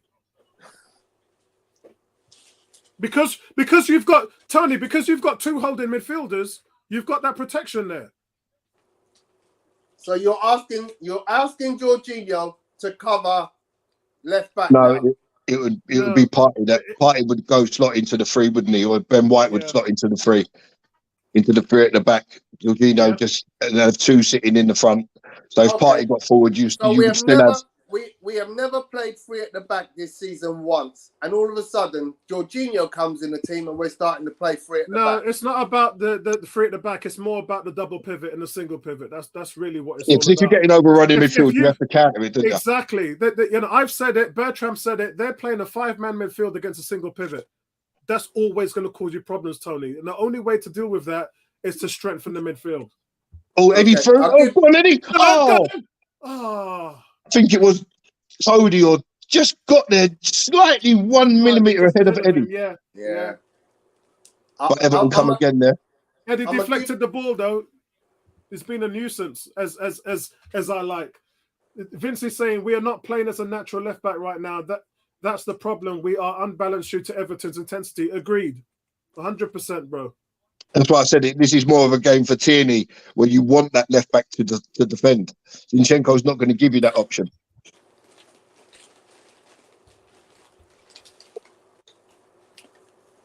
100%. G is saying Arsenal appear to be getting a bit more of a grip of this game, Vincey. Yeah, and that's all I'm saying. Here come Everton with a Nana. It's a Moby. We know where it's going. It's in the box, and it's clear. But Everton, Mahanachenko, or whatever his name is, just tries to shoot from 25 yards and he scuffs it wide. Yeah. I mean, look, if you look at that shot there from the replay, Eddie's still on the halfway line. He hasn't tracked back into his position where he would normally be. He's on the halfway line. And that's what I was saying is one of the problems. There's 3 issues here. 1, Odegaard's not making those late runs into the box. 2, Zinchenko's having problems coming into the midfield, supporting that stacked 5-man midfield that Everton have. And then Eddie hasn't dropped back into the midfield to support, which he normally does. And those are the things that... why are you waiting on the ball? Partey's struggling in transition because of it. Well, Partey just got done there by Decore. And Everton come again. Imagine you got Onana, Decore, you got some strong midfielders in there. Partey's just getting overrun. And isn't it funny how they're all players that Arsenal have looked at to buy? Agreed. Yeah. Yeah, Eddie wins the ball back well, but and it breaks for Martinelli. There are no CDMs out there. Martinelli with great driving run there. And he's knocked it to Eddie. Go on, Eddie. Eddie. Odegaard over the bar. Great driving run by Martinelli. He plays in Nketiah down the left. That's brilliant. But that was all. Listen, and Arsenal have made a substitution. Jorginho has come on for Thomas Partey. What? And Trossard for Martinelli. How do you take off Thomas Partey? Yeah, Jorginho's on, Thomas Partey off. Maybe he's still feeling the effects of that rib injury. I was about to say it can only be the only thing. And Martinelli off for Trossard. My son's about 30 seconds ahead of us on his phone app. Oh man. Yeah, I mean, Partey isn't playing at his levels because he's getting overrun, mate. So I don't know whether We'll have to wait and see what happens, guys. Let's. It must be due to that rib injury, surely. I think so, yeah, because you don't. You would never take him off. Yeah, you took him off against Man City at half-time, and look what happened. You know, we're not the same team when he comes off. So let's see what happens, guys. And Everton on the ascendancy with Iwobi. He's waiting for runners. Still Iwobi drives to the byline, and it's a corner to Everton. See, that's a big boost for Everton now. Now that Party's been taken off, that's a massive boost for Everton. Yeah, it is. It is. It is a massive boost to them. Victor said, I told you Arteta can't sub Xhaka. Yeah, and that's a problem. And Everton have scored from the corner. Yeah, they have. I just saw that. That's not good. Yeah, Thomas Partey goes off, guys, and Everton score. It's absolutely dreadful. Corners into the back post, and it's headed in by Tarkowski. Yeah. This is yeah. But the thing is, you know what you're going to get from a Sean Dyche team. You know for a fact they're going to put these balls in far post. You know, the keeper's in no man's land. There's no one on the near post, and the header just gets headed back straight into the net. Yeah, we have. I don't know what to say. I mean, all I can say. I'm just watching the replay now. The corner's just knocked back to the far post. I mean, Odegaard is so busy trying to wrestle. He's so busy trying to wrestle that he doesn't even jump. He's just holding Tarkowski, and Tarkowski just leans his head in front. So Saliba's getting held again. He's got his arm around Saliba, stopping him from jumping up. Look, can you see that? Yeah, but that's just rough and tumble. That's never going to be given as a free kick. It's not rough and tumble, bro. You're stopping a defender from making a clearance header. That's what you're doing. Yeah. It's dirty tactics. That's what it is. The thing is, Odegaard is doing the same with Tarkowski. Yeah, but Odegaard just needs to be more in front of him to block him from getting a header. Yeah, and they're taking Calvert-Lewin off. He's no idea where the ball is. He's so busy trying to wrestle, he forgets about looking for the ball. That's dreadful. And now the Everton are mad pressing. That's dreadful. That is dreadful. That is absolutely dreadful for the title race. Eddie, come on. That's a bad touch by Eddie there. And Everton have the ball back. That's not good. Yeah, Victor said it was coming. I'm not quite sure. I mean, they don't score a lot of goals. It was always going to be a goal from a set piece. Yeah, it was, because I talked about it at half-time, didn't I? I said that they do all their damage from wide angles, and he's had a couple of chances there. Yeah, I mean, that's what they got in their locker. So Saliba just heads it up in the air there. I do think it was a foul on Saliba, though. There's no midfield there. There's no midfield. So Saliba heads the ball up in the air. I think it's Xhaka that then heads it, and it just drops to 3 Everton players standing in the middle of the midfield. Oh, Saka's just been hacked out. That should be a red card. Yeah. That should be a red card. There's no attempt to play the ball there. He's just hacked Saka down. That should be a red card. That's a professional foul.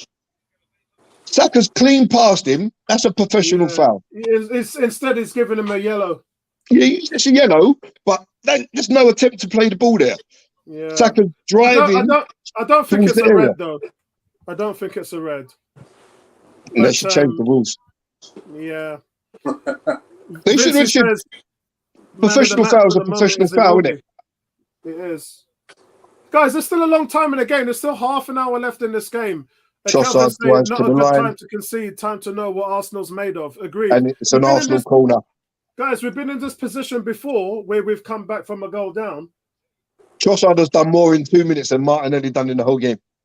Well, I'm surprised he's still on the pitch. No, he's not. Martinelli got taken off for Trossard, didn't it? Oh, yes. Yeah,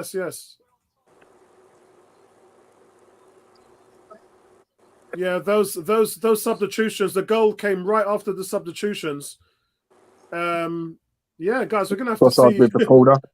This is where Jorginho can make his name at Arsenal. This is where you can get the fans behind you. And it's a terrible corner. It actually hit the guy standing 10 yards away. From Trossard. Yeah, it actually hit the guy standing 10 yards away. Yeah. It wasn't good at all. So, guys, let's see what Jorginho was all about. Yeah, this signing to put bums on seats. Everton, look. Are you crazy? Everton just had 5 or 6 players all pressing Eddie in the area. Yeah, I know. Yeah. They're flooding Eddie. They're flooding him. What are they moaning about here? Guys, oh, come on, man. Do you know what? I'm not even being funny there. That's a foul on Gabriel. Yeah. By Mope, who's taking him out and blocked him. That's a penalty. That's a penalty. He hasn't played the ball. Yeah, that looks like a penalty to me. That is a penalty. That is never in a million years a free kick to Everton. Yeah, he's tripped him in the box. He has tripped Gabriel in the box. Yeah. That is shocking. Where is VAR? Yeah, we should have a look at this. That he tripped him in the box. To me, that's a penalty. He tripped him in the box. He tried to turn him, but his feet catch Gabriel's feet. Gabriel then falls into just no. No, he's not. No, he's not. He's not. He's not. It's an Everton free kick. No, it's an Everton free kick. Oh, Jesus. That's ridiculous. That's a foul all day long. Anywhere else on the pitch, that's a foul. Oh, man. Anywhere else on the pitch, that is a foul. If that, he tried to turn him, but his feet clearly catch Gabriel. How are we not getting these penalties? How are we not getting this stuff? Why is it us?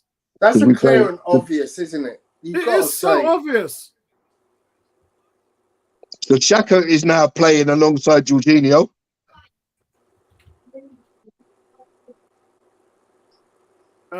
Victor saying Apollo. All men behind the ball now, a brick wall is going to be hard. I mean, yeah, and that could only work to our favour, but Everton still continue coming, mate. Well, so we've had a little small bonus. Go on, Odegaard. Odegaard's nicked the ball, drives to the edge of the area.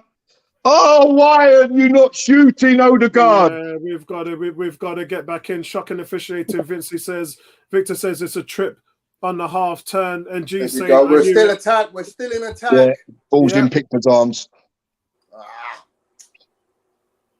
It was across the outside of the boot. The official line is that VAR does take a look, but there's nothing in it, so the play goes on. Nothing in it? Are you kidding? What? Who's looking at this? Stevie Wonder? Yeah, that's according to BBC. They said that they did have a look at it. It's a clear foul. Anywhere else on the pitch, that's given us a free kick. Yeah, I don't know. The only good thing here is that they've taken off Calvert-Lewin, which their threat in the air has gone. Yeah. But now you got the rash. That is Neil Mope. And there's a foul. Unbelievable. Foul on Zinchenko, surely. No, it's still play on. See the ball? Yeah, it's still play on. It doesn't. We're not getting anything, count, Tone, if it's against Arsenal. We're not getting anything, man. Randall's saying we have to show what we can do now.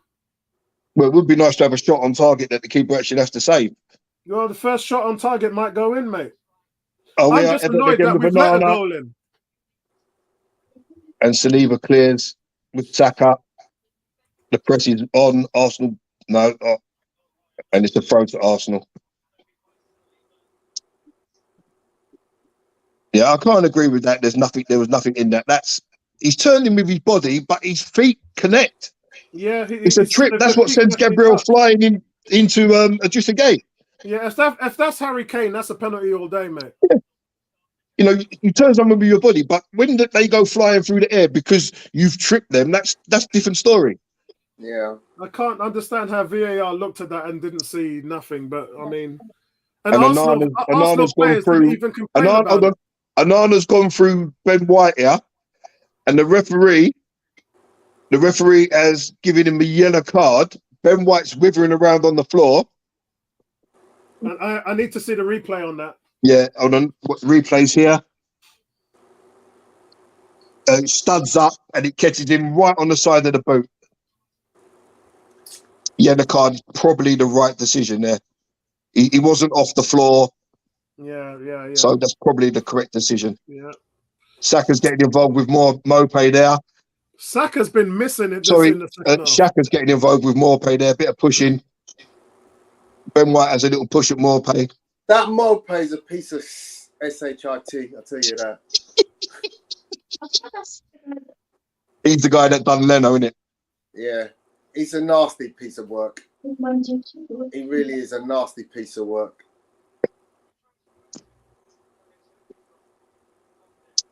I mean, that's what when Ebony was saying on the chat that it should be an easy win, and I said it's never going to be easy.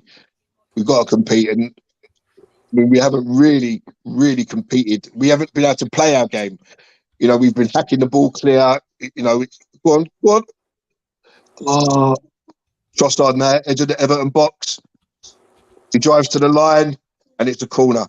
I mean, the Everton are great at blocking stuff. That's Seamus Coleman come right over from the other side to block Trossard. It's got to do better with this cross, though. That last cross was at least hit the first. At least get it over the first guy standing 10 yards away. That's a bonus. Come on, Arsenal. Corner comes in, and it's cleared away for an Arsenal throw. Mr. Banana Anana.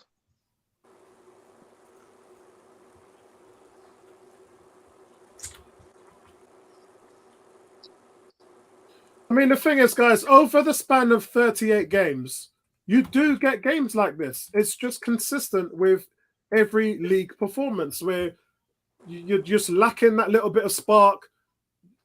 The players just have an off game. You're away from home in a hostile environment. It happens. I'm actually surprised, guys. It hasn't happened more than what it has. Well, it almost happened at Leeds, didn't it? It did, yeah, it did. Southampton, we wasn't too clever. I mean, there's not been a lot of it. That's what I'm saying. It's shocking. I mean, we've got a game in hand, essentially, but we have to get a result against Man City. We have to. Ideally, you want to nick at least a draw. The ball comes in, and that's meat and that's food and drink for the Everton centre backs there.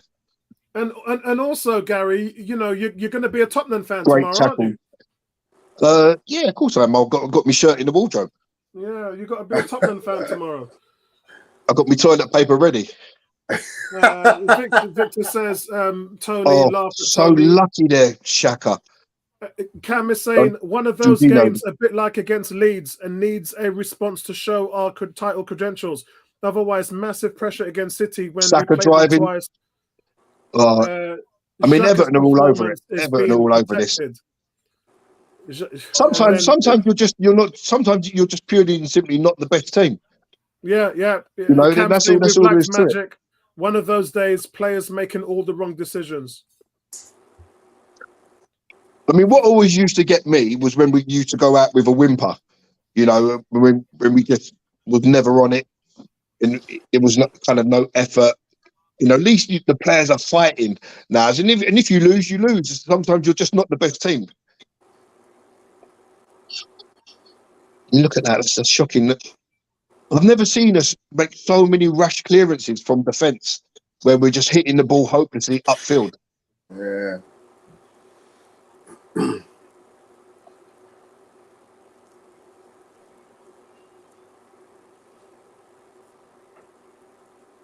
Maybe we should have gone and signed Nana because he's been their main guy. He has just been brilliant, mate. He has been absolutely brilliant. Who is this? This is Vincey. Vincey says, I'd take Odegaard off right now. 18 says, Tony still hasn't answered my question on what Xhaka and Martinelli have done today. Victor says, yo, Apollo, the two Manchesters are breathing behind our necks. Yeah, they are. But go on, Odegaard. We going Odegaard. Again, City has to take to place Spurs, and United are without terrible cross from Xhaka straight into the arm of Pickford. Yeah. We only had Eddie in the box anyway. Yeah, and Eddie trying to hide behind Pickford, and I think it's for Cody just pointing to Pickford saying, look, he's behind you. Well, Xhaka just tried to cross the ball into Eddie because of what happened against Man United when he crossed it to Eddie for Eddie to header it in. Terrible. Pickford came right out and picked it. I mean, look at that Ben White. That's just up in the air. Yeah. And Eddie loses it. And Everton play round us. And Arna doing some kick-ups in the midfield. And Everton break again.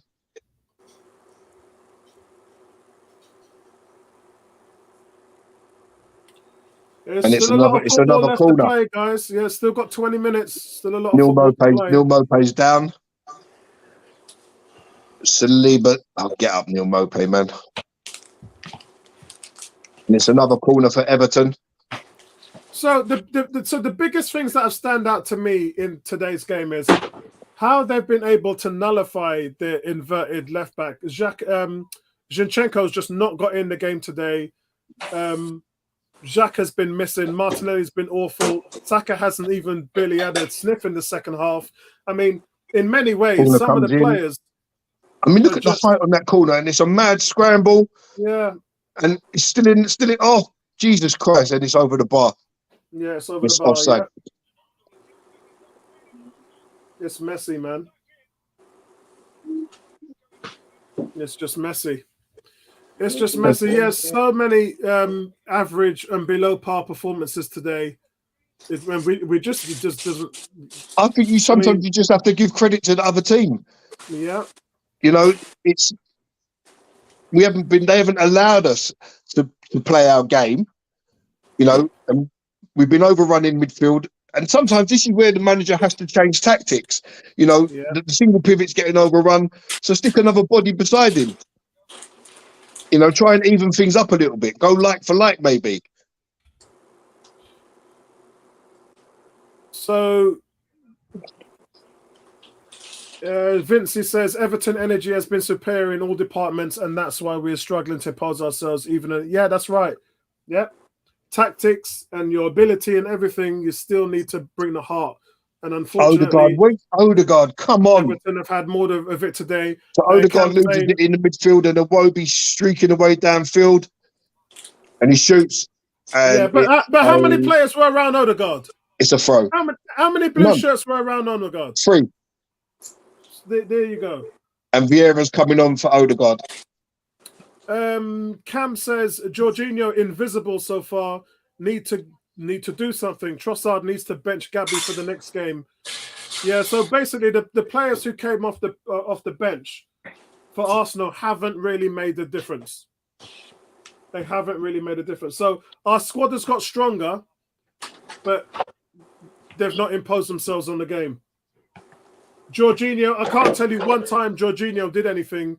Jorginho was as... I'm not even sure he's touched the ball.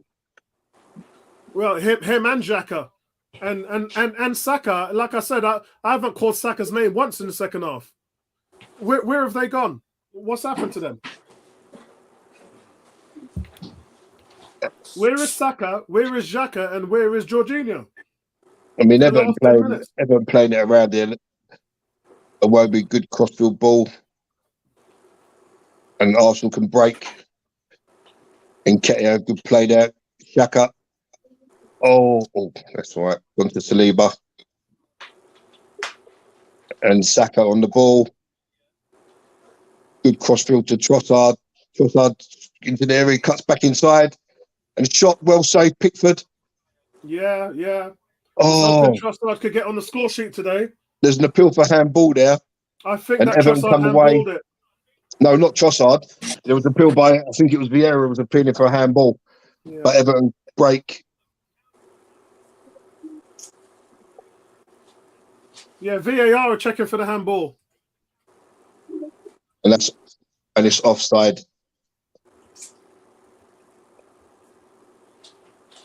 Right, check complete, and nothing happening with that one there, guys. That's a routine save from Pickford there.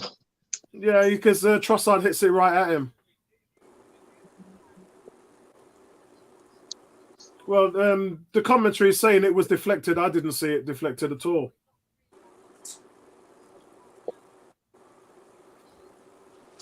Yeah, I didn't see it deflected at all.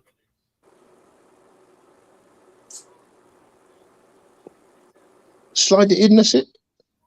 Wrong player running. Xhaka with a cross. It's to Saka. Oh, and Saka hits Rose dead. Oh, God. Well, it's just not your day. It's just not your day, is it? Simple as that. I mean, I can understand Eddie's angle. Eddie had a real tight angle. But Saka's, it looks like, look, he's got so much space. He's 10 yards out. He's 10 yards out and he doesn't even hit the target.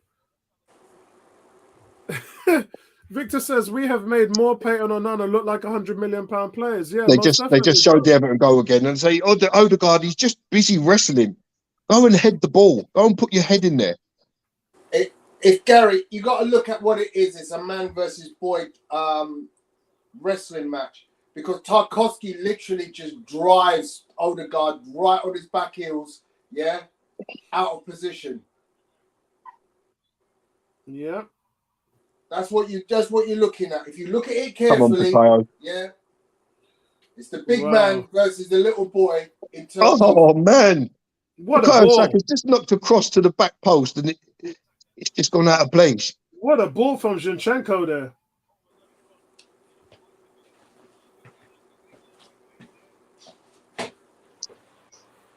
Okay.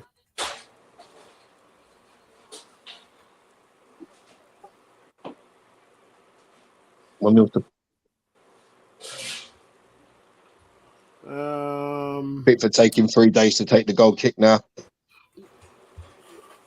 Yeah, he still hasn't put the ball down. He's still right now. He's put the ball down.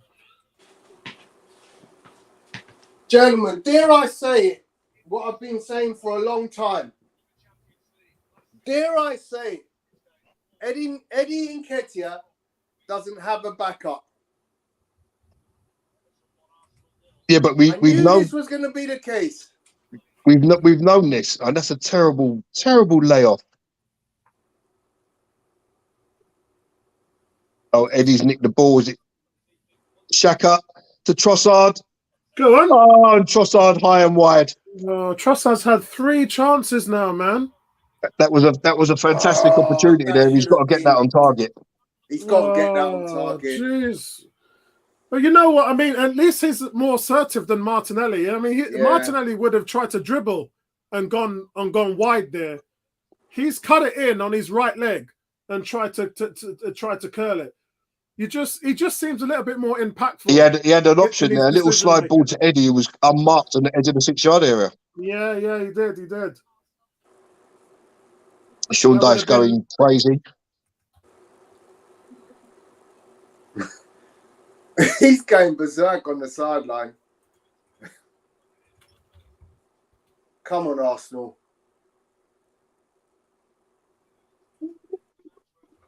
Nice feet. Was that Jorginho? Yeah, it was. Oh, and Arsenal give the ball away. Ben White gives it away inside the Everton Arsenal half, sorry. And Everton come again. Yeah, and you know why he gives it away? Because he's just been rushed while the ball's being played to him. I mean, the only thing he could have done was cut the ball back. But the sheer amount of this is a different Everton team. Completely different Everton team.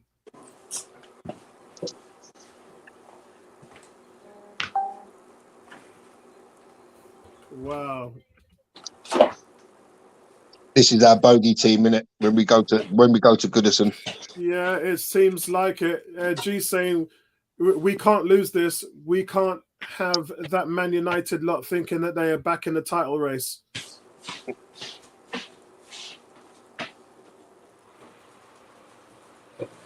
I mean, where is Everton in the league? 17th. But it just shows you what the Premier League's all about, doesn't it? It just shows you what the Premier League's all about. Arsenal have lost the ball again on the edge of the area, and it's a nothing shot. Easy, well, guys, all I can say to you is that we've lost our game in hand advantage. That's all it is. We've played 20, City's played 20, Newcastle 20, Man United 20, and we're still 5 points ahead. That's all I can say to you guys. Well, we never know what's going to happen tomorrow. You know, we never know what's going to happen tomorrow with the Spuds. United have got Crystal Palace. I don't think so much worrying about United. It's just City, really. You know, Yeah. Everton have got West Ham. Tomiyasu's coming on. Tomiyasu's got to be for Ben White, in it, surely. Oh yeah, because tomorrow's game's at Tottenham, isn't it? Yeah, that's what I'm saying. Yeah, it's at Tottenham. Wow. Not a good result today at all, man. But it happens, guys. It happens. And quite frankly, I'm surprised it hasn't happened more. It's not been. Yeah, I mean, does anybody? Guys, does anybody even get over a 6 or a 5 today? No. Yeah. I mean, 80 was saying about I'm not having a go at Xhaka, but nobody on this team has excelled. He was talking about Xhaka and Martinelli. I personally think that we're not giving Everton enough credit here. Oh yeah, I agree. In the first half, that's exactly what we're saying. In the first half, second half, they bossed it. They haven't allowed us a second to play our game. You know, even when they're not pressing, they've been in their lines. You know, they've been in their setup. They haven't come out of it, and we just haven't been good enough today to take an opportunity. Yeah, you know, Vincey's still giving Xhaka his complimentary 7 that he gets every game. Yellow card for Pickford for time wasting. Yeah, unfortunately, late antics. Come on, we did it against Man United. Nketiah scored in injury time. Let's go, boys. We can still get a point in this game. Everything counts. That's Pickford's 4th yellow card this season. 4 yellow cards for the goalkeeper. It's a shame that the referees don't stop this time wasting from the outset.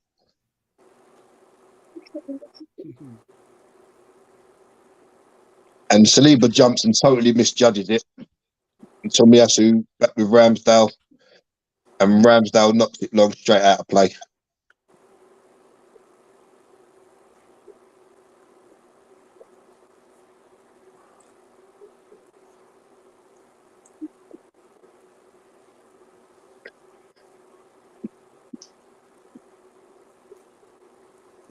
Oh, well, it's one of them days.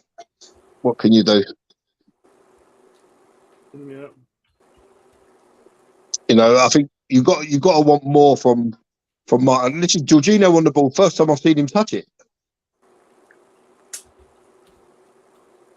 Good pass from Jorginho to Trossard. Trossard 2 around him. Look, Eddie loses it in the area. Eddie wins it back, and it's a throw to Everton. Oh, what a disastrous result. You know, Vieira he's come on. He had 15 minutes plus whatever injury time, but this is not the game. This is not the game for this guy. This is too rough and tumble for him. Well, G's saying, stop kissing the ring, Vince. He goes, we are 1-0 down, and all of a sudden people are saying that our title credentials is disappearing. Garbage. We are here to stay. 100%, bro. That's what I'm saying. I looked at the table. The fact that we had a game in hand, essentially everybody's played 20 and we're still 5 points ahead. This isn't going to disrupt our program, guys. We still have to go out there and get the job done against City. We've got to go out there. I think we've already played Tottenham twice. We've already played. We're done with Tottenham. We're done with United. Again. Yeah, we've got to play Newcastle. We play Newcastle, Liverpool, and Chelsea. Yeah. And City, obviously, twice. Yeah, so it's just Newcastle at the Emirates. Trossard driving in. It's in our hands, guys. It's in our hands. Good ball across to Vieira. Out to the Bukayo Saka. Oh, good pass, Saka. And just a game block. It's a corner to Arsenal.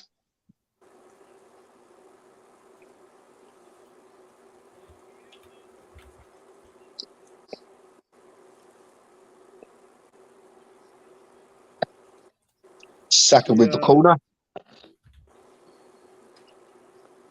Come on, Arsenal. Come on, Tomiyasu. Head this in. Guys, there is still time to get something out of this game. Corner comes in. Oh, Saliba was just about to head that in the net, and I think it's Tarkowski just gets up in front of him. Oh, man.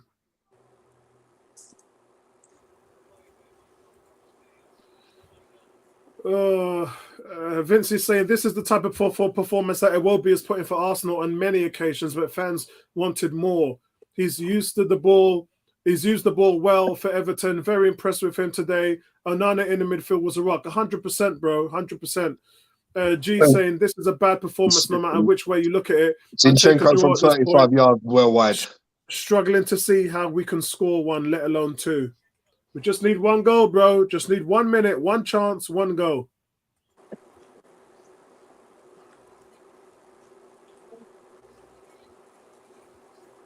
Yeah, I don't think this damages our title potentials. I think it's all about the 15th of February, isn't it? Yeah, you know, right? City, we don't know what's going to happen tomorrow with City. Spurs are going to be up for it. They need the points just as much as City. You know, if Brighton and that win today, they close the gap on Spurs. So Spurs are going to need to get something. Yeah, true.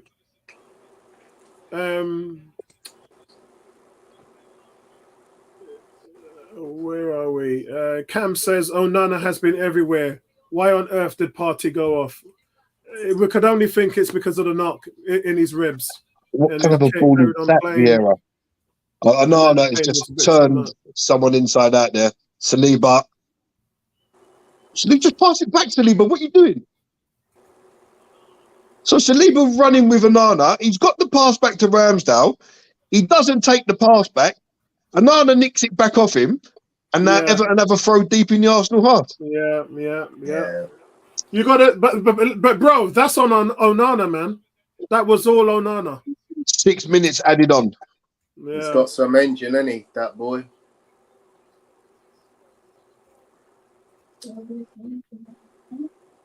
Yeah, that's all on Onana, man. Goal kick to Arsenal. Yeah. Arsenal go down the other end now. Onana has been awarded man of the match. I'm not surprised. And it's a corner to Arsenal. Let's go, Arsenal. Come on. And you've got to try something different, like a short corner or something. Just try something different. Everton are a big team. I'm surprised that Arteta was not able to make enough changes to adjust in this game. That's what surprised me the most. Yeah, I think it's been a poor managerial performance, to be honest. I was out to the end of the box. Yeah, but Zinchenko, it's over the bar from Zinchenko. Oh, my so the corner play to the edge of the box. Zinchenko smashes it outside of his left foot and it sails over the bar. Guys, sorry, I got to ask the question. Apollo, what change did you expect? I told you that at half time. Go on, tell me, what change was you expecting? I said the double pivot put Jorginho next to Partey. It didn't happen. They've been all over us with their 5 men in the midfield. We haven't had an answer for it. We've been outplayed in the middle of the park. Okay. I'm surprised. He's been so spot on with his adjustments, with his tactics in 95% of the games, we have to say. But in this game, the changes he's made has made zero impact. Zero. I mean, Trossard, respect to Trossard, he's made 3 shots. 1 was straight at the goalkeeper, 2 off target. Martinelli didn't even have a shot on target. I mean, Martinelli didn't do anything. So at least he's been a bit more impactful. Jorginho, I haven't even heard his name called once. He's only had the ball once. Oh, well played, Trossard. Well played, Trossard. Oh, what the hell, Xhaka? So Trossard wins the ball back. He passes it to Xhaka, and it just seems to go through Xhaka's legs. Yeah. And then Everton back, and then Trossard gives away a foul. Yeah, Trossard is definitely. I like Trossard. Trossard is an impactful player. I like him. I like his demeanor. He wants to. He's hungry. He's the energy he has. There's a difference. Martinelli has that energy to play and disrupt defenses. Trossard has that energy to score. Yeah, he's got goals in him because he simply just makes the goalkeeper do more work. And anytime you do that, you're gonna produce more. And for me, Martinelli's frustration is his final ball. I think he's indecisive, isn't he? Yeah, he's indecisive. When he beats that player and he gets into positions, he doesn't do anything with it. And I made the point to Tony before that when Jesus is in there, Martinelli's a different player because he looks for him on that crossing ball. Jesus has scored 3 goals this season off Martinelli's assist. But since he's come out of the team, Martinelli as a creative player, not as a goal scorer, as a creative player, Martinelli just looks a bit lost. It's a throw, man. What are you doing? It's a throw. Oh my God, multi-ball on the pitch. And you ain't even kicked the ball off the pitch. What are you doing, man? Come on, Arsenal. It's a throw-in. Come on. Yeah, but they threw another ball on the pitch, and then someone just tried to clear it out, and they haven't even passed it outside. Oh, it's all kicking off. It's all kicking off. Yeah, I can see it. I can see it down here. Guess who it is? As always, Neil Mopay. Yeah. Well, guys, I'm just doing player ratings now. I've got to say one thing. This is the same team sheet we've had for the last 6 games. And I honestly thought Trossard was going to start today. I really did. And I think that Arteta's gonna have to change it up in the next game. I think he's gonna have to start him because you're just not getting anything from Martinelli. So Morpay's hacked at Zinchenko. Zinchenko goes back to him, and Morpay just grabs him and then kind of pulls him down to the floor like WWE style. Zinchenko got a yellow card. See you next Tuesday, ain't he? He is a proper see you next Tuesday. And Morpay gets a yellow card. He's a proper see you next Tuesday. So Ramsdale with the free kick. Last chance saloon. I'm going to give my team ratings now because I've got to shoot and drop my son to the cinema for his girlfriend. Sorry. Ramsdale long. And it's headed out. Falls to Vieira. So our third game is still winless. Oh, terrible ball. Terrible ball. Right, guys, my team ratings is everyone gets a 3. Everyone gets a 3. I don't think anyone's been good enough today, but full credit to Everton. Mate. Full credit to Everton. They haven't allowed us to play our game, and we were found wanting for an aerial ball, which was always going to be the way against this lot once this guy took over. And we haven't been good enough in the final third when we've had opportunity, because we have had a couple of opportunities. We just haven't been good enough. So full credit to Everton. And on to Brentford we march. And let's hope the Spuds can do us a favour. And that's full time. Everton take the victory. Right, so I'm going to be quick with my ratings. I'm out, guys. I'll see you soon. Take care, right, no problem, bro. No problem. See you guys. I'm going to be quick with my ratings, Tony. It's not going to be a good one. I've gone for Ramsdale. Yeah. I'm not even going to talk about the game because I'm just a bit pissed off. I'm going to turn off the commentary. We've been really talking about the game throughout the whole setup, and I think I'm just surprised.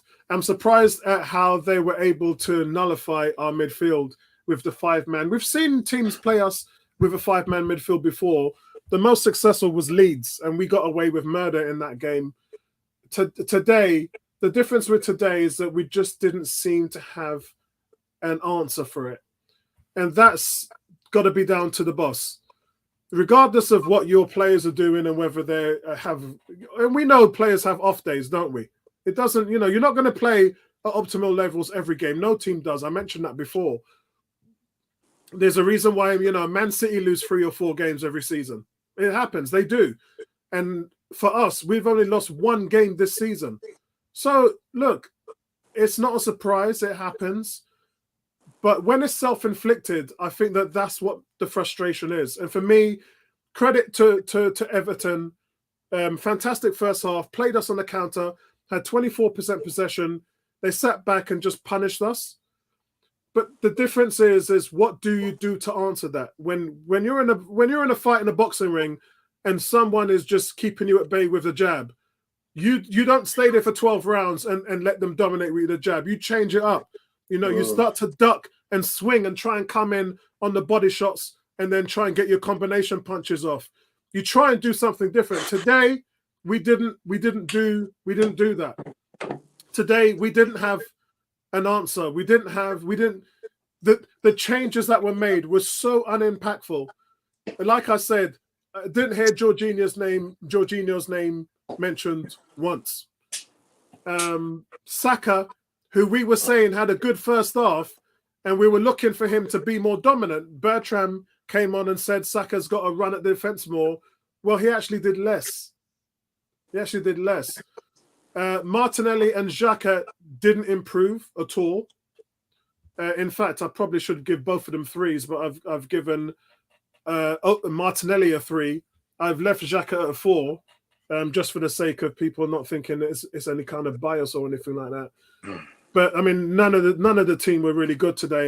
The 5s is Ramsdale gets a 5, Ben White gets a 4, Saliba a 5. If you look at the goal again, I don't think it's Onana. I think it's Tchaikovsky. No, not Tchaikovsky. I think it's it may be Iwobi. He's got an arm around Saliba, stopping him from jumping up to clear the ball. Clearly a foul, but it's part of the rustle and bustle of holding people back in check. It's like NBA blocking in set pieces. It really is. But I don't mind the blocking. You just can't hold anybody on their shoulders, stopping them from jumping up. And the referee doesn't even look at that. I remember one time when they did that to Ramsdale a couple of weeks ago at the Emirates. I think it was Spurs, and they let them get away with it. And it's just like, come on, man. But no excuses. Gabriel gets a 4. He wasn't at his best today. It could have been worse. He slipped in the box and allowed a free header to Calvert-Lewin, and Calvert-Lewin puts it over the bar. We get away with that one. Zinchenko, he gets a 5. Thomas Partey gets a 5. Odegaard gets a 4. Xhaka gets a 4. Saka gets a 5. Nketiah gets a 5. Frustrating day for Eddie today. Didn't really get much of a sniff. He had one shot from a really tight angle. But then for me, Eddie doesn't drop back into the midfield and help the 5-man flooding that we got there. And that has to be frustrating because that's something Eddie's always done. So again, was it by design? Did Arteta come up to him and say, no, Eddie, I don't want you dropping back. I want you to stay at the point. I don't know whether that's the case because things like that will happen. What we see, guys, and what Arteta tells the team to do is always 2 different things. So regardless of what happened, everything is mostly by design. Martinelli, so disappointed in this guy. Congratulations for signing the new contract and everything, but you ain't played well for the last month. You ain't played well in your last 4 or 5 games. It's been a while. And that's why I think that Trossard should start. And one thing about Trossard is, I did say Trossard's more impactful, but Trossard doesn't have the ability to go past players as much as Martinelli does. And that's the only problem with Trossard's game is his ability to take defenders on and go by you. Yeah. He's not the greatest player in the world at that. But what he does is he gets himself into positions. He gets in the box. He's impactful. He's 2-footed, so he can go either way. He came on today after a limp performance from Martinelli, and he had 3 shots. 1 straight at the goalkeeper, 2 slightly just off target. And that just tells you how much this guy wants to score. And if you've got somebody in a team who wants to be a player that is impactful like that, that wants to have the energy to make the goalkeeper work, then that can only be a positive thing. So for me, Trossard starts in the next game. A lot of frustrations with Jorginho today, not because of Jorginho and he was quiet and his name wasn't mentioned a lot, but why did you take off Thomas Partey?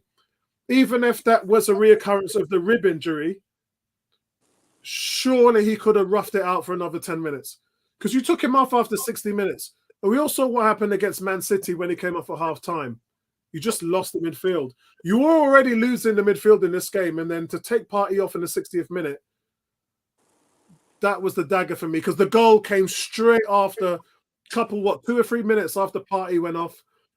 That's when Everton scored the goal. So, and look, and the last is Arteta gets a 4, which is probably for me his lowest grade of the year so far. The changes you made just didn't make anything. It just didn't do anything to the game today. So that's really it from my point of view. Tony, what's your thoughts? Okay, I want to raise a point. Last week against Manchester City, Martin Odegaard castigated Sambi Lokonga for not being in position for a goal. Okay, let me say that again. Last week, Martin Odegaard castigated Sambi Lokonga for not being in position for a goal, which made us lose the game. A few days later, Sambi Lokonga was transferred out of the club. Today, Martin Odegaard has one job. Keep James Tarkowski away from the ball. He fails miserably. I'll say it again. Martin Odegaard has one job. Keep James Tarkowski away from the ball. He failed miserably, and Everton went on to win the game from a corner where James Tarkowski scores. See what the energy is. Everybody's like, oh, Sambi Lokonga, blah, blah, blah. Not strong enough, not good enough. Yeah? Martin Odegaard today did absolute jack. And is responsible for the winning goal being conceded. I know when Bertram, come on, come, Bertram. I know it's hard for the pain, but I need your input. Yeah, Bertram's hurting right now. There's one Bertram, thing when you're hurting, but I need people to know. He's hurting right now. Right?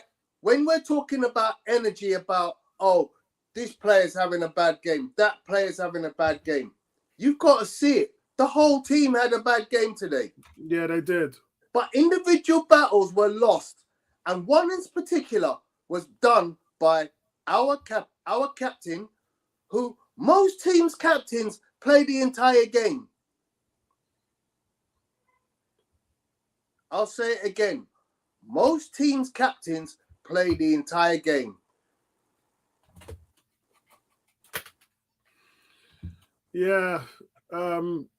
What's your ratings, Tony? Hold on, before I go into your ratings, let's have a quick see what everybody's saying. Victor says, bring on Stan. 18 says, but Tony, you still won't mention Xhaka. He was crap. He had a bad game. Vincey said, preach, Tony, keep it consistent. I'm being that consistent guy. Because anybody who's carrying on and saying, oh, Xhaka had a bad game, yeah? Keep the energy about your whole team, bro. Yeah, you have to talk about everybody. Yeah? And that's why we say nobody deserves. Yeah, nobody deserves. Did Xhaka make a mistake today that cost your team the game? Moses saying Jorginho is not quality. I didn't see any quality from Jorginho today. Alfie saying 4 for Gabriel. Don't be silly. He was one of the better players. I thought he was clumsy today. This is Mark T saying taken off Partey, less off vulnerable, poor performance. And that's why I'm questioning why he did that. One can only think one can only think that the reason Thomas Partey came off was because of the reoccurrence of the rib injury. We don't know. Because after in the 60th minute, you're away to Everton, who were on top of you because they're running a 5-man midfield against your single pivot, and then you take off your single pivot. That just doesn't make any sense.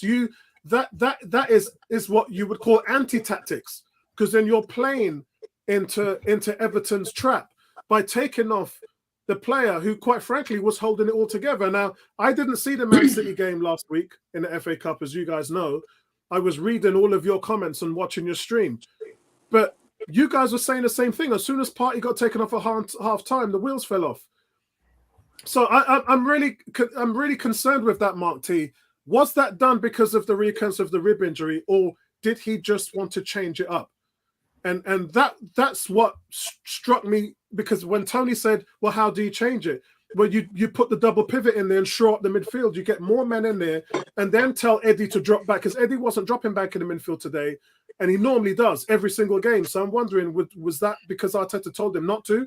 Did Arteta say, no, Eddie, don't drop back this time. I want you in the point. I want you in the box to get on the end of things. There was things happening today from the managerial standpoint with Arteta, which I didn't understand. And so that's where that comes from me. G says, calm down, man. These players and this manager have got us into this position for fighting for the league. Yes, we lost, but we're still a work in progress. And Everton had the perfect storm of a new manager bounce and the players are wanting to impress. Sometimes we got to hold our hand up and say it wasn't our day. Tony, do you want to finish your player ratings and then I can go to, or do you want me to say hello to the guys? I don't see the point in player ratings because effectively nobody had a good game. So yeah, they were all bad. If you rate anybody, they were all bad. No single player had a good game today. Agreed. Yeah. 100%. So I'm not going to do ratings because I'm just it's I don't pointless. agree with that actually. Yeah. Oh, go ahead, Bertram. I thought Zinchenko played well actually. I thought he did okay. I thought Zinchenko was the one person playing the balls in spaces to give us ability to go forward. The rest of the team struggled. We got bullied, guys. We got bullied today, and we got outcoached today. And so, and he does what he does. Stan. Sorry, yeah. I'm literally just watching the goal again. Tarkowski standing on the edge of the box, literally manhandles. He walked him into the goal. He walks him. He literally picks a man up. It's like a man versus a boy. He picks him up and says, "You're not big enough to stand with me, boy. I'm pushing you back." And it's like it's. But it's what I said to you, Tony. Saliba was getting held down at the same time. We were getting bullied in there. It's not Saliba's fault, and it's not even. Yeah. We're just getting pushed around. But normally we are pretty good on set pieces. Over the years, we have struggled on set pieces. This year we've been very good on set pieces. The problem is people like Partey are physical, so they help in the box. Jorginho is not going to help you in the box. Jorginho only going to help you when he has the ball. That's part of your challenge going to face with him. Good on the ball, can make a pass. They're going to help you in those situations and defensively.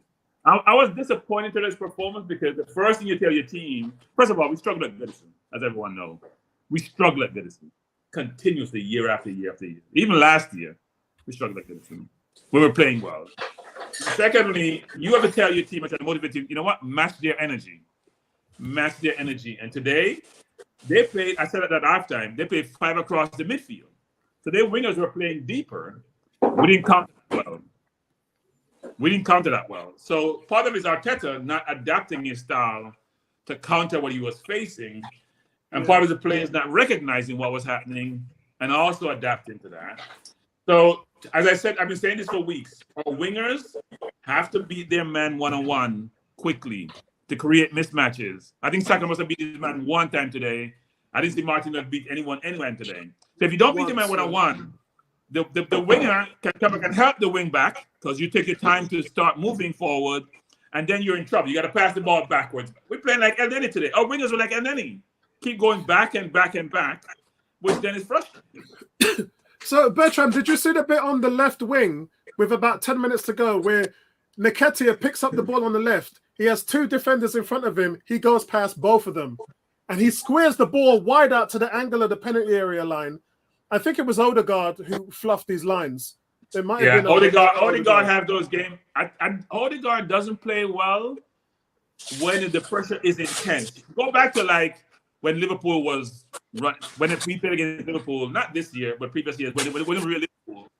When the pressure is intense, he doesn't really play well because he's not the most fleet-footed person, right? He needs a little bit of room, even though he's good in the spaces, to maneuver. If he doesn't get that spacing, it's challenging. And today was a difficult game, guys, because Everton was up for this game. Yeah. And football is hard to play when you're under intense pressure. And they took steroids today, or they took something, because they were running all game. They only got tired in the last 10 minutes. Apart from that, and their midfield is decent, by the way. Iwobi, Onana, and Gui are good. Onana's the truth, man. They're good athletic players who, if they play up to their potential, and they bring back McNeil with them to help in that midfield. They play, and Decore, think about those 5 midfield players, athletic players. If they play, they just can't score a goal. The only chances today, maybe the one where we can see a cross came in that was missed by what's his name. But most of their goals, they come from set pieces. And we wilted today under pressure. We wilted under pressure. So, Vincey, we look like we were being managed by Ted Lasso today, Vincey.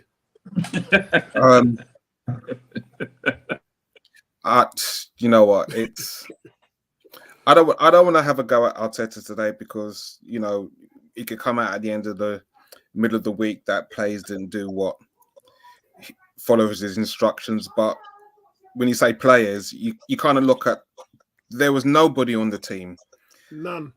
There was nobody on the team that wanted to really have the intensity that was needed. There was times where sometimes you'd look for a little bit of calm in the defense, and Ramsdale just looked over agitated for no reason. And when you see situations like that where he's not composed, you see Gabriel in the first half. I thought he had an absolutely shocking first half, Gabriel. Sleeper was making mistakes. If anything, Ben White was probably the better defender in the first half. And then I must say one thing to you, Vincey. I thought Trossard came on, looked assertive, had those 3 shots. It just looked like there was something about him. Wouldn't you say that he was a bit of a bright spark? The shots were nothing. I'm not going to turn around and listen. Martinelli's my agent. Yeah, he's my client, and he quite easily could have been on the bench at the start of this game. He could have quite easily been on the bench at half time, and he was rightly substituted. I'm not going to lord Trossard over him in what he came on and did. Trossard in himself, he played a better game than Martinelli, but he also didn't have the support when he was making those good movements. And this is something where, as a collective, the players have to support each other. We've been doing it great all season, and today we saw the wheels come off in a very unconventional fashion when it shouldn't really have been that way, because from the start of the game, the midfield was overrun and we never really took control of that situation. So, yeah, I would start Trossard in the next game. I think Martinelli deservedly needs a rest, but I just think we went back. Today we showed signs of how we played towards the end of last season when we didn't match the intensity against teams that you were supposed to get a result against, and that's something that we can't go into more games when we're playing teams lower than us. We've got to match that in the first half, and definitely in the second half, we've got to come out better. Because Saka, you were mentioning that you didn't hear Saka's name in the second half. He did one run where he did what Bertrand's been begging him to do for years. He'd go past the player. He did it, and that was it. And that's not enough in a 90-minute game against a team that is physically up for it, physically up for playing for the manager. And it's frustrating, but I think collectively the players have to look at themselves. I don't think there's this issue about Partey coming off. Guys, listen, yeah, the guy's been injured, and we've got to wrap this guy in cotton wool.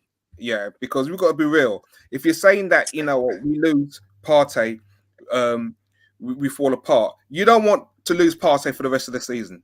So we've got to be sensible. If the guy's not fit, he's not performing in a game like this, drag his skin off.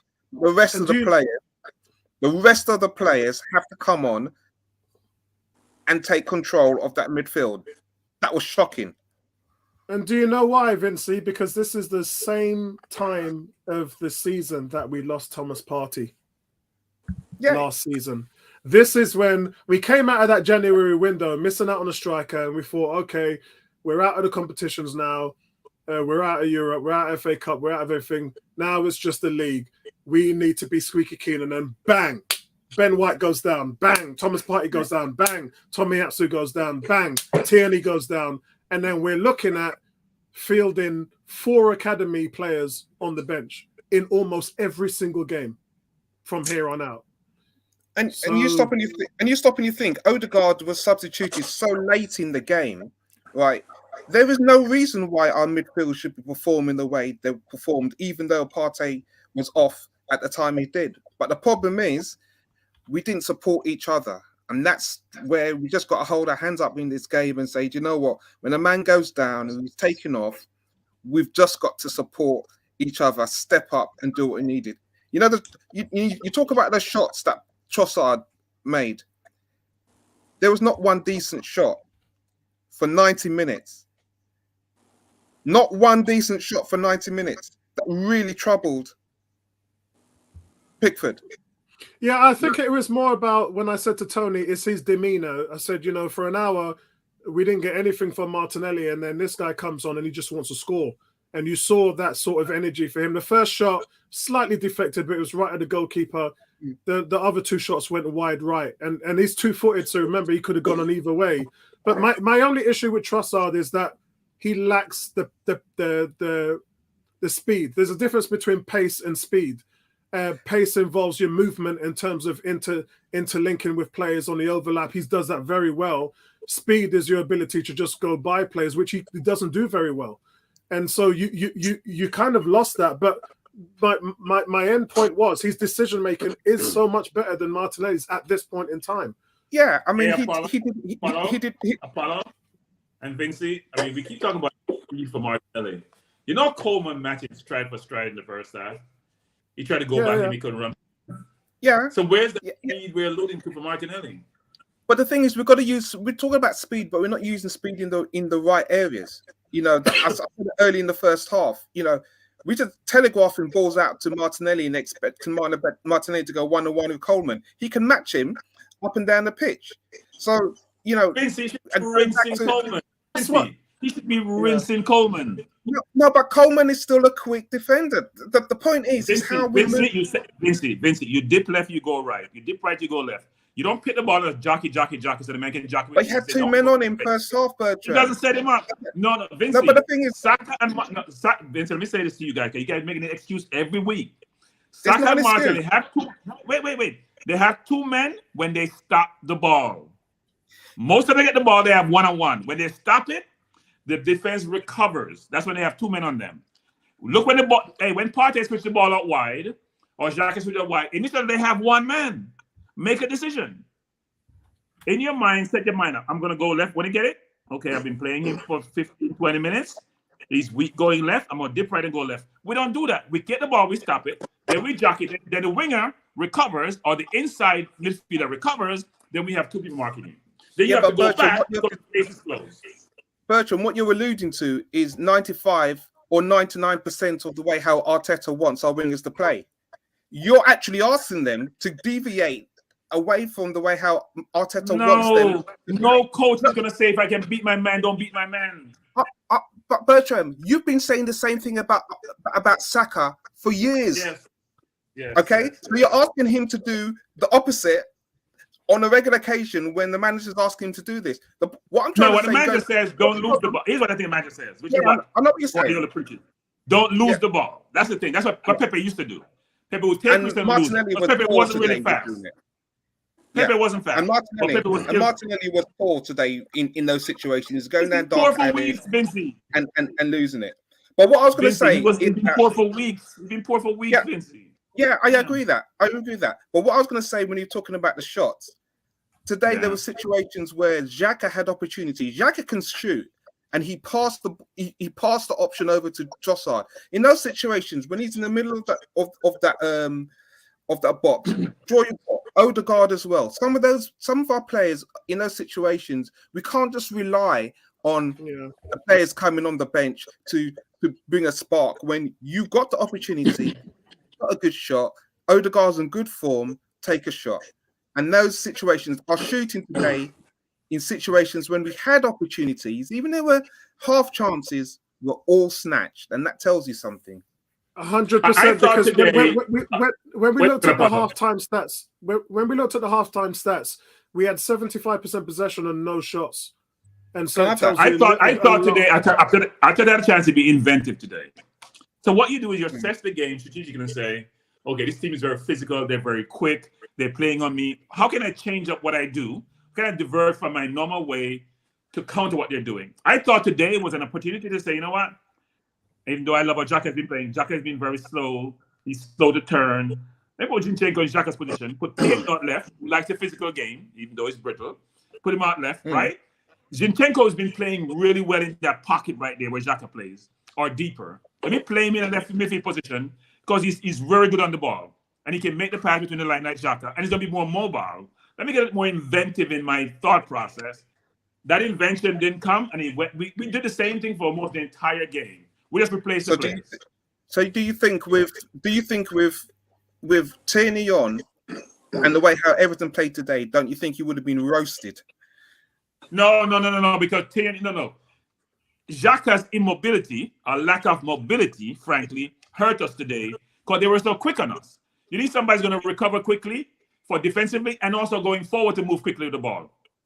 Even though Xhaka has been brilliant all season, I think his mobility today hurt us. But it wasn't a Xhaka issue. It was a team issue. It wasn't a Xhaka. You would have played. It was tinker with your formation, tinker with your players to get something different from what you're doing because it wasn't working. Yeah, it just wasn't there. And guys, they played 5 across, 5 across. It's very hard to penetrate 5 across. And guys, this is going out to all three of you. I did say at halftime that my surprise is that we haven't seen more of these games because I've seen performances like this from other teams quite a few times. Newcastle, Man United, Man City, Spurs. I'm at the 20th game now, and I this is what the 3rd performance this season from Arsenal that I've seen. We can talk about Southampton, Leeds. Even the games we lost, I thought we played well in, especially against Man United. I thought that Martinelli goal should have stood. But I'm surprised we haven't seen more games. It is near impossible for a team at this level to continually play the way Arsenal do. And this has gone back to pre-season, guys. Arsenal were playing like this in pre-season, and it just followed through into the season. And it was just, wow, these guys are not letting up. And then that Leeds game is where it all started. And I was like, whoa, okay. But Apollo, most teams don't play like Everton because most teams going to want to attack us, right? Most teams don't want to play with 5 across the middle, just 1 center forward, and hoping they get set piece to score against us. They want to play football. Especially at home. We can play where there will be more spaces to operate. Yeah, especially at home, Bertram. You don't play 5 in the midfield at home. You just don't do it. Yeah. So it's a very strange thing. I'm a little perplexed, not disappointed. Perplexed is a different word because I want to understand why Arteta tactically did what he did today. But you know what? I'll leave the stream. I'll go and watch the after game interview, and he may say we had a reoccurrence of the party rib injury or something like that. Maybe. So I don't want to get too far ahead of myself. I don't think so because I didn't see anything the party was doing suggesting he was hurt. Or put his hand up to come on the field, or he sat down. I think it was premeditated to say, I'm going to let him play. He probably hasn't trained for most of the week. He trained yesterday and say, you know what, I'll have Georgina now who can help. But Georgina, his lack of mobility today was very obvious. In a game, we have all these athletes in the midfield. His lack of mobility was very obvious, and it's very difficult. In a team where we dominate the ball and he can get to flow pass left, right, he's going to be okay. But in a game where it's all athletes and it's athletics in the game, because Everton midfield, look at all the midfield. They are athletes. But guys, they are. guys, think about what happened in that first half. Yeah, we said it. We were overrun in the midfield, and Arteta didn't do anything, but he relied on his midfield to get the ball out to Saka and Martinelli, who were hugging the touchline up high.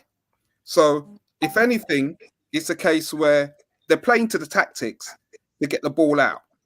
But we struggled to get the ball out, and players were taking too many touches in midfield and losing the ball in those situations, which hurt us. So, if anything, I know what you're saying, Apollo, that you're shocked that it's taken us this length of time for us to kind of deviate from the way that we played. But I think it's a collective of a lot of errors today in the players that brought us to this downfall, and also our intensity was poor from the first 5-10 minutes. It was poor. Yeah, before I go to Tony, I just wanted to agree on Vincey.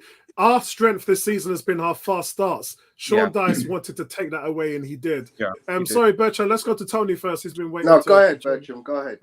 I'm gonna say this. How many times did our wingers get fouled today? Oh my God! Oh, stop it, man. No, how many times they get fouled? I mean, try to beat the man. How many times they get fouled? I'm gonna We didn't get beat the man. They didn't get fouled. They got violated. They didn't get fouled. They got violated. Yeah. I'm just saying, when you get the ball as a winger, I have three different places to go in. I can go back and go inside and go down the wing. Yeah. We go back and go inside 24/7. We really go by that man. Force him to do something. Put your wing on a yellow card so then he plays more cautiously. Definitely. Mikalenko got one yellow card because we beat him. He got one yellow card. When you play with a yellow as a wing back, you're struggling. You're saying, you know what? I can't make a bad foul. I'm out the game. So I play with more caution. Then I have the advantage. Yeah. We don't create advantages. Tony. So.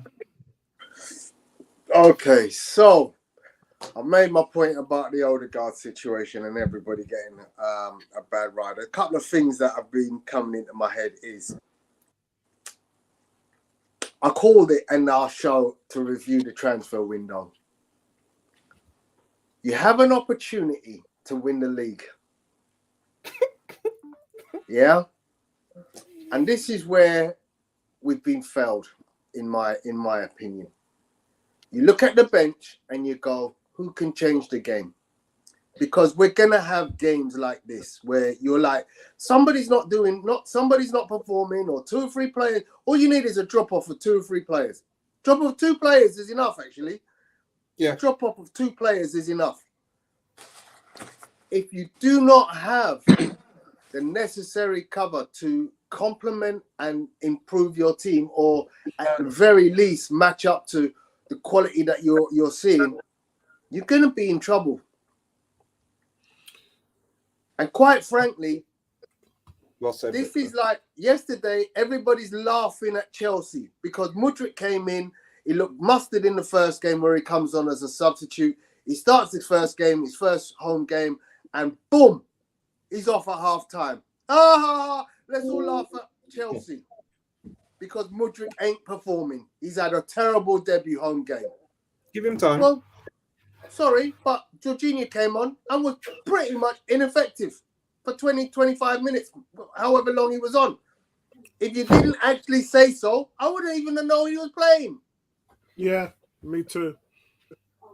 And this is the thing. I am ecstatic at Leandro Trossard because he has not failed to register a shot on target. He has not failed to beat a man in a game. He's been effective in every game. Every single game. Yeah, every single game. And he's not started yet. Yeah? My problem is, across the rest of the pitch, where are your game changers? Where is your player who can influence a game when I need you? So, do you think it took too long? Do you think it took too long to bring on Vieira? They're not game changers, bro. That's just simple, short, and tall. This is why I talked about cubic zirconas and diamonds.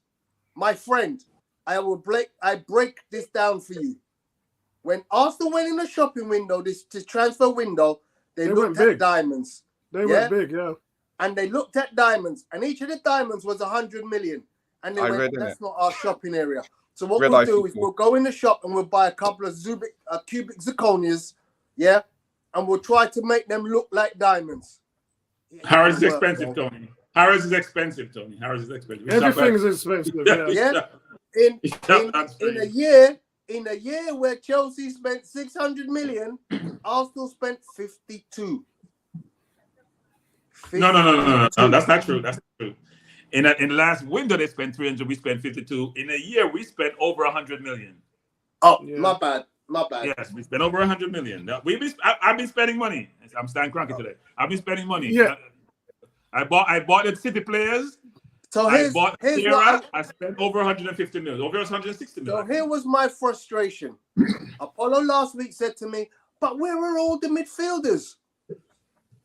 Who are we going to bring in? There's nobody there. And then one guy just came out today and totally decimated our midfield. One. And guess who that was? Andre Onana. the player who at the last week of the transfer window were like, oh, well, we can't get our A target, Casino. So what we'll try is we'll see if we can look at others. And one of them names was Onana. No, I'm not going to agree with that, Tony. Everton said they weren't selling. It's not going to happen. I think the entire midfield, apart from maybe say McNeil, were their 4 midfielders. Take McNeil out the mix.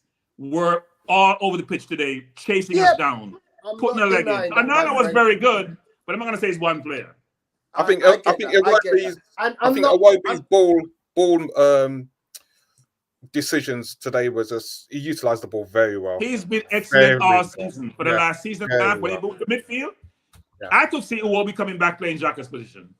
Anyway, I'm not gonna go on and say that Onana is the player that we should have bought, because I basically believe if Arsenal believe that Declan Rice is the answer, at that much, at that value, if Arsenal believe that Declan Rice is the summer answer, then in a season when you're going for the title and that one player could make a difference, I would pull the trigger and throw the book at West Ham. And there's no way under the chance West Ham would have sold Rice when they in the relegation battle. Are you crazy? Yeah.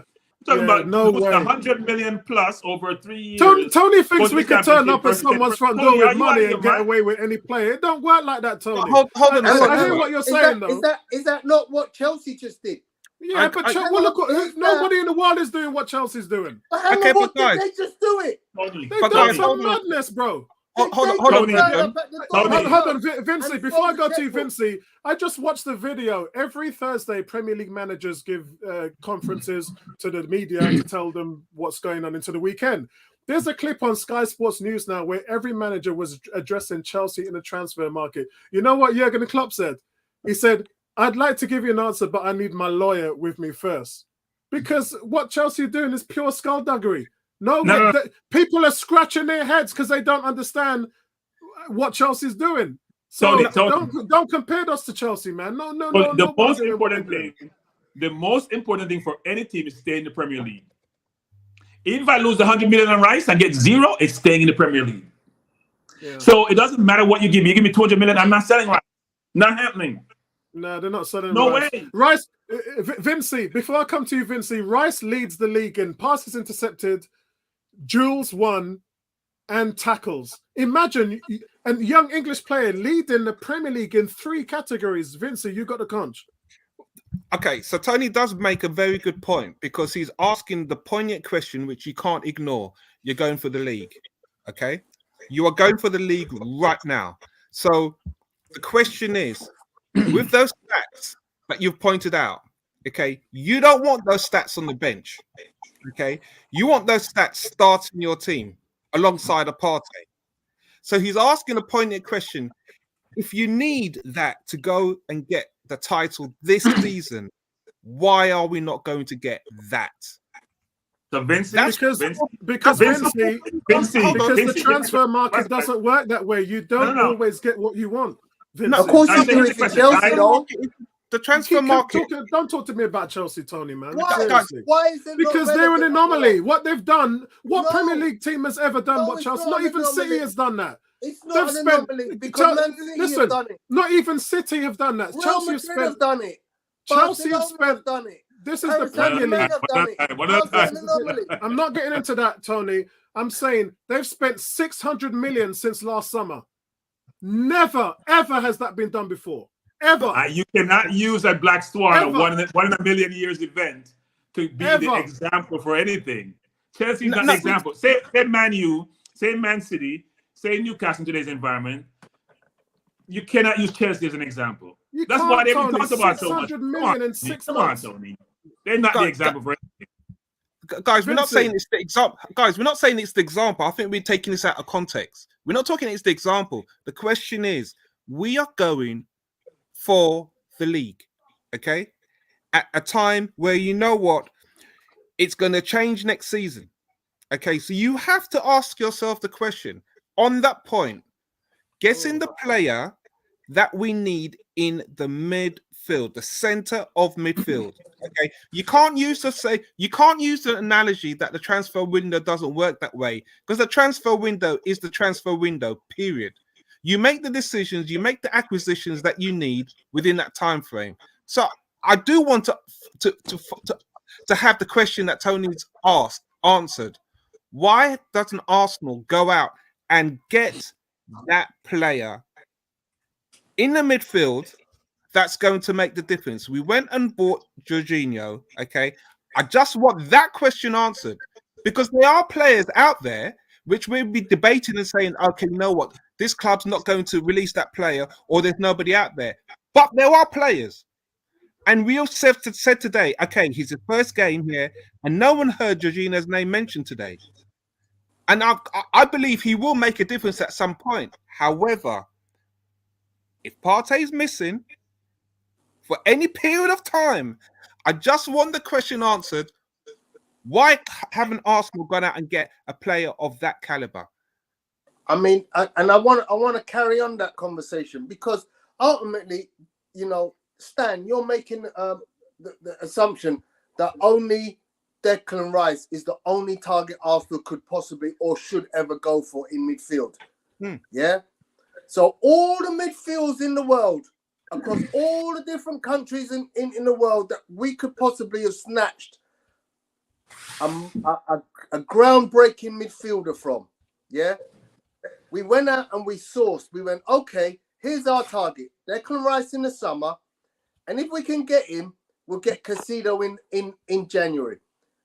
Now, as it happened, the only reason we got Jorginho is because Chelsea went out and did a madness by getting 8 players and getting completely new midfield. Yeah? And they have an excess of players. So what Arsenal did in the last week, this ain't one of their chief targets. This is their last week change of heart. Oh, Chelsea have an excess player. So can I say something? No. Let me finish. Have the decorum to listen to the argument before you come in. But I'm gonna respond. Chelsea came in the last week and went, oh, Chelsea have got an excess players. Maybe we could have one of them.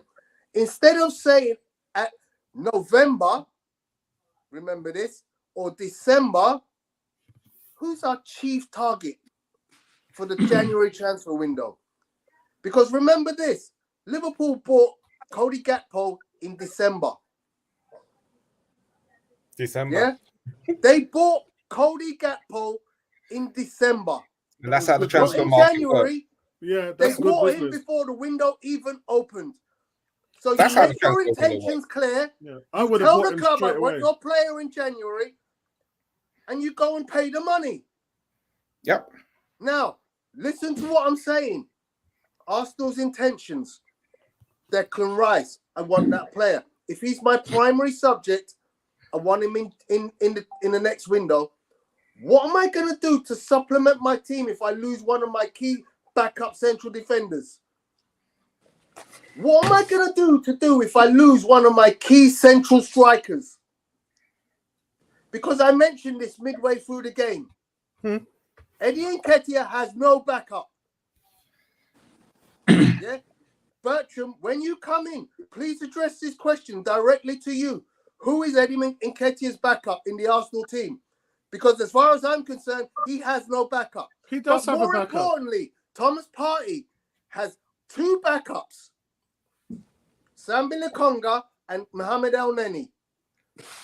El Neni went out injured. We knew well in time that he was gone out injured for the rest of the season. And you sold or you loaned Sambi Lokonga out.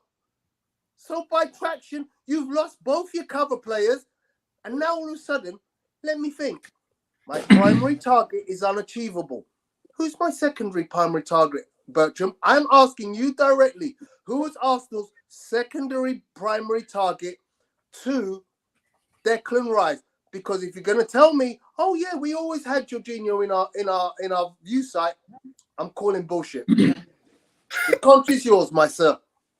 So we went to the window and we made 2 primary bids. We went for Modric. We thought he was going to be a differentiator, given his speed and skill. And Chelsea outbid us, and Shakhtar wanted over the top for the player and he wasn't worth the price they was put in. And you should not overpay in life.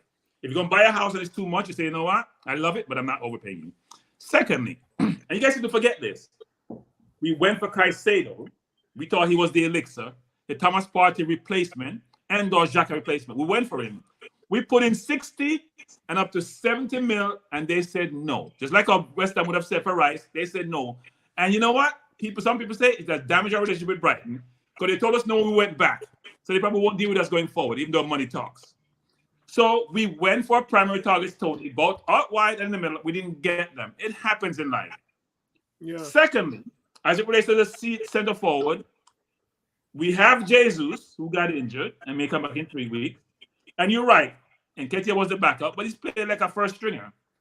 We have Trossard, we have Martinelli, who can fill in a 3-week slot until Jesus come back. And we think we're good enough. Is that the same Martinelli who you've been deriding for the past 4 weeks, who can't play, who can't run past a player? The same Martinelli, yeah? So he may be better in the center forward slot, so then you have to run by anybody. I said this to Tony. I said this to Tony last week. I said Trossard has played 7 games this season as a striker in relief of Danny Welbeck. He's played 7 games there. Part of the reason why Arteta bought him is because he can play at the top. He can play there. The problem is, Apollo, he's needed on the wing because Martinelli's playing crap. Yes, no. But Tony, when you pick your team, Tony, you can't necessarily make allowances or think about, well, some of my players won't perform for a sustained period. Give them Tony, give the ability. So that you can say if Partey's not playing for a sustained period, and we had Caicedo not playing for a sustained period, then what do? We don't expect Martinelli to be poor. And Saka, by the way, you guys have heard me talk about Saka, and he's been brilliant this season. But when Saka plays poor, you know what everyone says, including AFTV, you know what they say? He has a quiet game. When he's poor, you hear the euphemism? Wait. You hear the euphemism? He has a quiet game. He had a lot of quiet games up there. He was quiet against Man City, and he was quiet today, frankly. But Tony, you can't account for every single person having a bad game. So Tony, no one is saying, Tony. No, wait. Bertram, can you please explain how taking 2 players out and replacing them with 1 makes any common sense? Are you literally telling me? No. I've not addressed that. I don't know what the thought process was with Lakanga and then Nelly going out, replacing 1. Wait, in fact, you replaced 2 with a half. Because Jorginho can't play defense. So it's a half. You can only pass the ball. Yeah, Bertram, I think that the logic behind that, which I've already said this to Tony before, was those players would have played in the League Cup and the FA Cup. And by calculation, the last time Sambi started a game was last September. Since then, he's played 27 minutes. So I kind of understand. Understand what they. And this is something that David Ornstein addressed as well. Is the fact that and we're talking about Sambi Lokonga here. We're localizing him. Is that he hasn't featured much this season, and so because you're not in the FA Cup, you're not in the League Cup. Just how many times is he going to play? And you can add in Marquinhos with that. So that Apollo. This is not about the playing, Apollo. It's about your team. This is not about the player. And he can get playing time next year when you loan him out, Apollo. When he gets next year, in 5 months' time, you loan him out to somebody like Crystal Palace. You can't loan him out this window. Bertram, I agree with you. I'm just answering your question of why he's gone. Last January, we got rid of Maitland-Niles, and then Thomas Partey got injured 2 weeks after. I'm not disagreeing with you. All I'm doing is answering the question that you answered. Why did he go out on loan? But I agree with you. I would not have. I mean, I know it's Patrick Vieira, but you must be mad if I'm getting rid of Sambi and putting him on loan. No way. Not a chance am I doing that, mate. Especially because El Nene's got injured and he's going to miss a season. That's nuts. For your entertainment, Marquinhos was on the bench the whole game for Norwich today against Burnley. Just so you know, Norwich played Burnley this afternoon at 12:30, and Marquinhos sat on the bench for the whole 90 minutes. That's sad. Let's hope he plays. Vincey. And again, we go into the league. Yeah, when you came to me, we go in for the title. So, let's hope and see that the manager's going to be creative in how he makes the substitutions, because we're going to need it. I think definitely today. I listened to what you said, Tony, on the transfer deadline show, and there was a big debate between yourself, Apollo, and African Guna about the situation with Eddie. Today was an example. I did put a comment in there because I think the best chance that we had was the Eddie chance, and it wasn't taken. But the guys behind them showed their nervousness in shooting, and this is going to be a problem if teams now start to look and see what Everton did to us today, because it was uncanny to see how dysfunctional we were in midfield. But as I say, going for the league, you know, Gary's mentioned it on the transfer deadline show, and most of the guys in the chat, they want us to go and get a player who's going to make a difference and complement Partey in midfield for us moving forward. So we've got continuity going forward. I hope today's a blip, but it's concerning when we don't show up for the first 90 minutes with intensity, and we buy players who don't have the ability to have intensity when they come on or start. That's just a concern for me. So here's my concern. And fans, fans are fans. Fans are not business. A lot of fans are not business people and thinking. I'm not a fan. I'm a supporter. No. But I know. First of all, Vincent, they don't care. They don't care where you get the money from. I'm a supporter, man. I care. They don't think about it. So why don't fans go buy that mansion they like? Why don't all the fans we're talking about, is go buy the mansion you like. You see a mansion, go buy it. Right? Don't think about if you have the money or not. Just go buy the mansion because you love it. You love the Lamborghini. Go buy the Lamborghini if you love it so much. Go buy it. Don't think about how much it's going to cost. You just go buy it. We tried to get Modric. We tried to get Caicedo. And guys, think about this. Caicedo cost what? 3 to 5 million when they bought from Ecuador? Yeah. Just over 18 months ago. The 26 kid from games. Chelsea cost 10 million. And he's now 120. Are you out of here? What are we thinking? What are we doing? That's madness. Are you serious? Are you serious? Are you seriously telling me that Arsenal tried to get those players at the price of what they're bidding? Seriously now, because you couldn't do this. Vincent. I know we laugh and talk about FIFA, yeah. Hold on, Bertram. We laugh and talk about FIFA and Championship Manager, but here's the real deal, yeah. You put stupid bids in for those type of players, regardless of the season, you're not getting them. Yeah, you're not getting those players. So when you say that we try to get these players, so Vincent, I think we really tried. Listen, one thing, Apollo. Hold on. I think that's the problem, Vincent. You called it a stupid bid. Actually, those bids were very good bids, and that is renowned throughout the whole of the world. Football agents, pundits, everyone alike would admit that the bids that went in for Mudryk and especially Caicedo, 75 million. Are you nuts? Are you mad? He's not worth more than 50. Vinci and Tony. Why were we bidding on the players? So seriously, Apollo, if you think that bid for that Brighton player for 75 million was a good bid, why did we wait so long to put a bid in for a player like that? That's not a serious bid for me. Because he was never a serious target at that price. You can't have an argument with a straight face. Apollo, you can't have an argument and say this guy's played hardly any football, but we put a bid in for 75 million and he's not worth it. Vinci, let me say this, Vinci. How's that a serious bid? Vinci, in the NFL, they hand out contracts to these rookies, 60, 70, 80 million, and they've never played a single game before.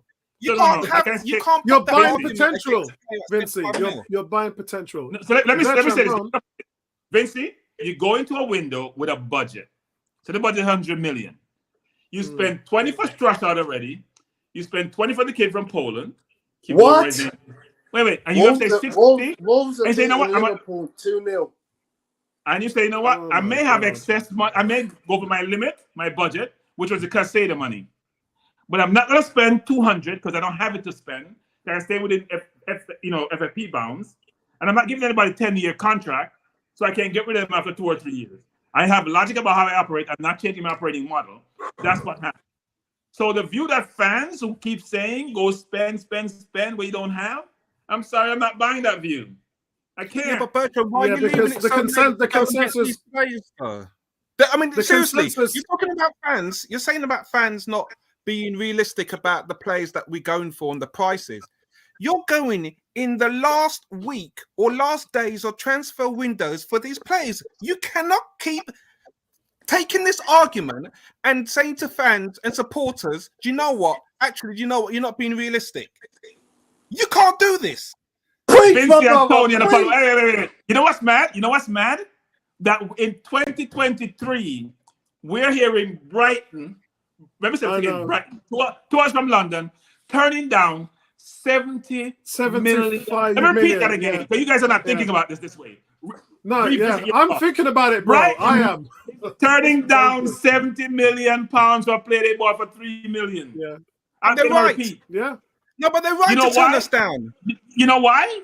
Because they're thinking about their future, where they're going, and what they want to accomplish. No, Bertrand, this player replaced Basuma. We left it too late. So they're right to turn us down. They're right, because you know what? Why would they put themselves at a disadvantage at 75 million? He was the primary target. That's why we went in late. No. He wasn't the primary target. That's why we went in late. Yeah. Modric was the target with that money. They took Modric money to buy Caicedo and it didn't work out. That's why we went in late.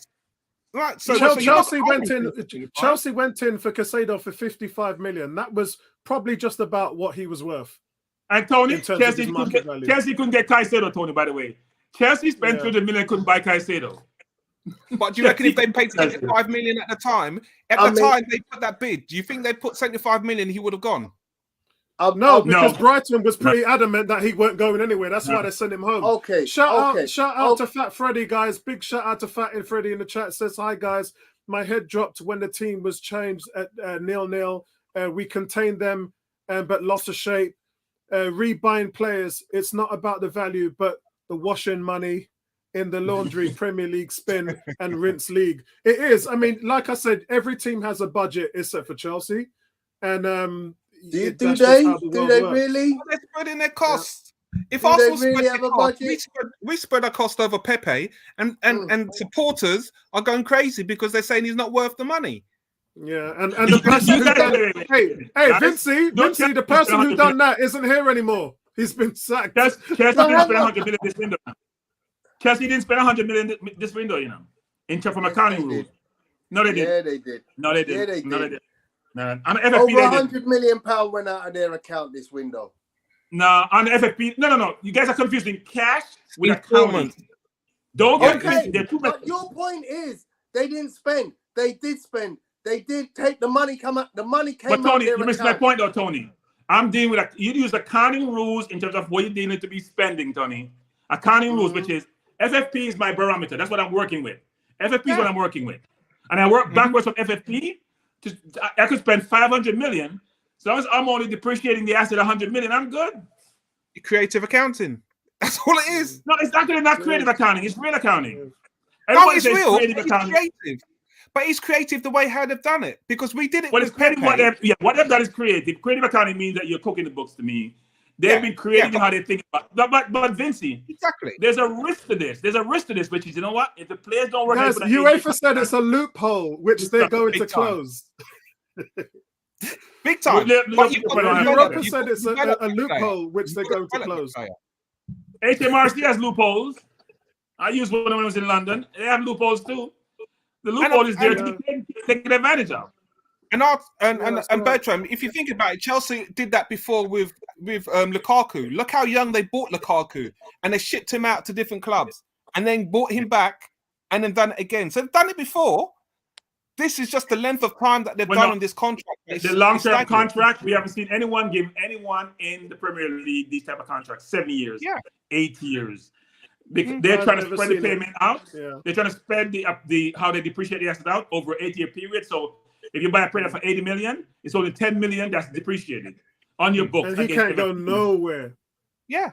I mean, that could be his career. Nowhere. You think about it, that could be his career.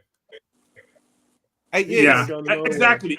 Exactly. That's his career. He can't go nowhere. He's locked in, man. That's the definition. If you gave Garrett Bale an 8-year contract, he probably start playing golf earlier. He probably had a PGA earlier. Isn't it funny, guys? Every other sport is adhering to players asking for free agency and having the will to go and play where they like. And football seems to be going in the other direction. It's just like, bro, not only will you do 7-8 years, but you'll do it with a chain and ball on your ankle. You ain't going. Apollo. The NFL and NBA is worse than the Premier League. Why are you saying they're worse when? Well, they can go where they want, can't they? They can literally go and play where they want. Apollo, in the Premier League, in a lot of instances, regardless of what a player's contract is, he can find a way to wiggle himself out and get sold. You can't do that in the NBA. You're stuck until you get traded or your contract expires. Yeah, I think the two interlink. We had and we had this discussion before, Bertram.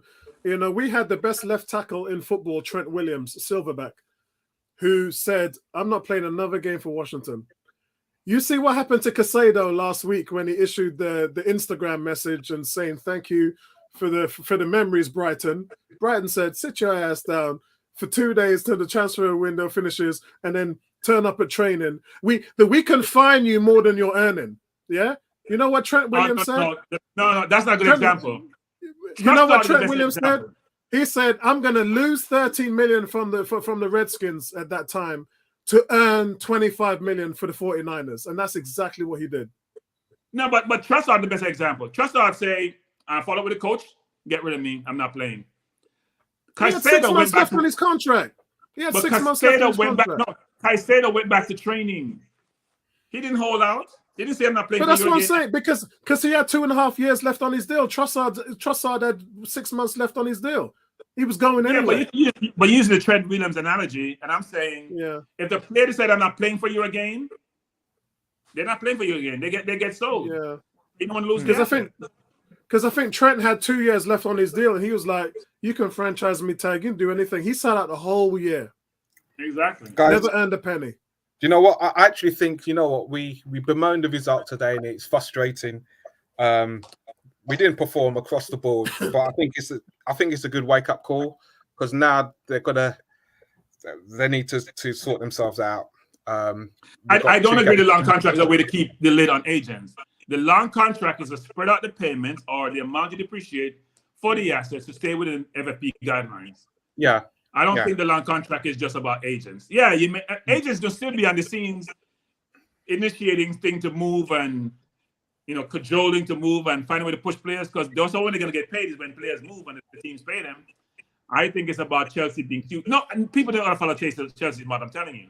They're not following Chelsea's model. So, guys, listen, I'm going to close the stream down, but what I want to say is it's frustrating today. Has it put a dent in Arsenal's title hopes? Maybe. It's still in our hands. We still got a lot of football left to play. Okay. Brentford at home at the Emirates. So the Emirates has been an absolute fortress this season. So I'm really looking forward to that game. My issue is today, no one's going to talk about the penalty call, where who got tripped in the box? Who got tagged? Was it Gabriel? No one's going to talk about those things, but these things seem to be following us. There's one instance where the VAR even checked, and it was like, we don't see nothing wrong here, and it makes you think that it's like the cheering and the referee harassment. We do it, we get reprimanded. Other teams do it, nobody talks about it. Hey, Apollo, you don't want the VAR to leave. Many different times. Apollo, you don't like the VAR person, do you? You want to leave Everton? You want to go home to his kids tonight? How are you going to leave that ground? I think it's this whole thing. And I'm not sure whether you're getting that over there, Bertram, in the States, but the whole thing over here is that there's this thing with the FA against Arsenal, and the more we push, the more we get in trouble. So the people are saying to Arteta now, don't be emotional about it. Just be professional. Don't say nothing. Don't overreact, because whatever you're doing is you're playing into their hands. And that's what seems to be happening. Every time we shout about it, we seem to get told off or fined or something else. So it's almost like we have to sit in the corner, be quiet and just get on with our business. That's Suck what it, it seems to finger, be doing. And it's yeah, exactly. So it's frustrating because today we saw another example than that. But look, nothing we can do to change a pass. It's in our hands. We got to go out and make a statement against Brentford, and that's where we are. It's still in our hands. Tony, your thoughts? It's a kind of a sad one because really, we a win on a Saturday morning sets your whole weekend up. Unfortunately, it's not to be this weekend. So, we're going to have to drown ourselves. We get a week to recoup. Hopefully, we can get Thomas Partey back in some decent shape for next week against Brentford. Because to me, that's a harder test than Everton away. Brentford are properly a hard test. I just want to say, though, Tony, I can make you smile this weekend if you want me to. Well, the Dolphins aren't playing, so how are you going to do that? If Spurs beat Man City tomorrow. Okay, I'll be honest with you. I could never smile with Spurs winning. I understand what you're saying. I think I will this weekend. Sometimes when you got no legs in a race and you just no horse in a race and you just wish what? I wish that could, that's a game where I actually wish both teams could lose. But yeah, enjoy your week, guys. Thanks for coming on, Bertram. Always love having a duel with you online. It's great. Vincey, hope you and the wife are well. And I look forward to our next conversation, guys. Yeah, definitely. Bertram, closing comments? So I'll say this, which is it's always a tough weekend when we lose. We have been happy for a long time this year. Yeah. We gotta get to eat some humble pie once in a while. It brings you back down to earth. It will bring the team down to earth. They'll realize that they're not invincible. They can be vulnerable. We gotta reset and restart and come again. But I'm still confident we're gonna do well for the rest of the season. Excellent. Can I ask a question? This week, Jacob Kivior in training broke 3 records. Yeah, I heard about that. So his physicality must be on point, right? Yeah, I've been told he's a monster. I don't buy Walcott and Bellerin. I'm still that's confusing to me. But did he make the bench today? Yeah, he did. He made the bench. He made the bench. Yeah. Yeah, he was on the bench. Yeah, Tony, don't go there. Don't go there. Vincey, closing comments for you, my brother. I'm so happy you've come on, Vincey. I was starting to get better. You were going to get a phone call from me if you didn't turn up on the stream. I called you once last week already, and you didn't pick up the phone. So, nah, man, it's been crazy and crazy busy on my side. It's good to watch the game. Trossard, it was nice to see Trossard do something on that side of the flank because I was getting very frustrated with my client Martinelli. Great that he signed a new contract, but yeah, sometimes we need. If you're going to win the league this year, it's a squad, and a squad are going to have to step up. So I'm happy in that regard. Yeah, Zinchenko today kind of impressed me. I'm going to give a shout out to Bertram. You said he was probably our standout player if there was any today. Yeah, we made a substitution today, and I don't think he touched the ball. So you know what? I said one point. I'm sorry to cut in you, Vincey. I know it's your time, but that's why Jesus is important to us. That differential quality in tight space to turn and beat a man and create havoc in the defense, we lacked that a little bit, right? Because he would come deeper and beat a man, create havoc, and people start be discombobulated. We don't have that. And Ketty's been brilliant. Don't get me wrong. But we don't have that little differentiating quality. That's why I made that statement to you about Nketiah when he was on the left and he beat them 2 defenders, went right, played the ball in. That should have been a tap-in. Odegaard should have squared that into the top left corner of the net. Instead, he blows it and puts it over the bar. And I think it was I'm not going to lie, it was a bit worrying that we got bullied today. And I think it's a wake-up call that, we're not going to win the league by teams that's laying down. We're really going to have to fight. We're not going to sometimes get decisions from refs. So I think if anything, we take this defeat. Yeah, our nose is red. It proper blood, and we got beat up today. And I just hope it's not going to have a hangover against Man City, because I believe this team, the way we've played football this season, can give Manchester City, their first team, a very good game and beat them. So that is my hope, that, you know what, we just get back to basics and believe in ourselves and go out and do the business, because I think we can do it. So, guys, before I let you go, this question was asked earlier on in the stream and nobody answered it. So it's just Cam's just put it up again. In the summer, would you go for Onana? They've already said, Everton, that they're not selling on Onana. Brighton has already said that they're not selling Caicedo. Right. When they're in the championship. The difference between Declan Rice is Declan Rice was supposed to have been sold last year, and the team asked him to stay. Now, his agent said 2 weeks ago, out of good faith, that West Ham will let him leave this summer because he wants to go. Caicedo or Declan Rice? Caicedo or Rice? Declan Rice. Declan Rice. Yeah. I like Caicedo. So we know Rice is going to be available. We know Bellingham's going to be available this summer, although that's going to be 150 million or whatever. But Declan Rice lives in London. He loves Arteta. Which guys, look, who would you go for? Bellingham. Bellingham all day. Yeah, Bellingham. And twice on a Sunday. Bellingham. And all three, I would go Bellingham, Caicedo, Rice. That's me. I like athletes in my midfield. I like you can play both ways with athleticism. You've got to go for Bellingham. You've got to spread the cost, because the question you're asking, if you buy Rice or Caicedo, is how do you want Partey to play? Okay. And if you're going to have Partey to be the main man again, then you block him out, then it could kind of be a tight cast team. But you put Bellingham in there and have Partey and Bellingham being in tandem.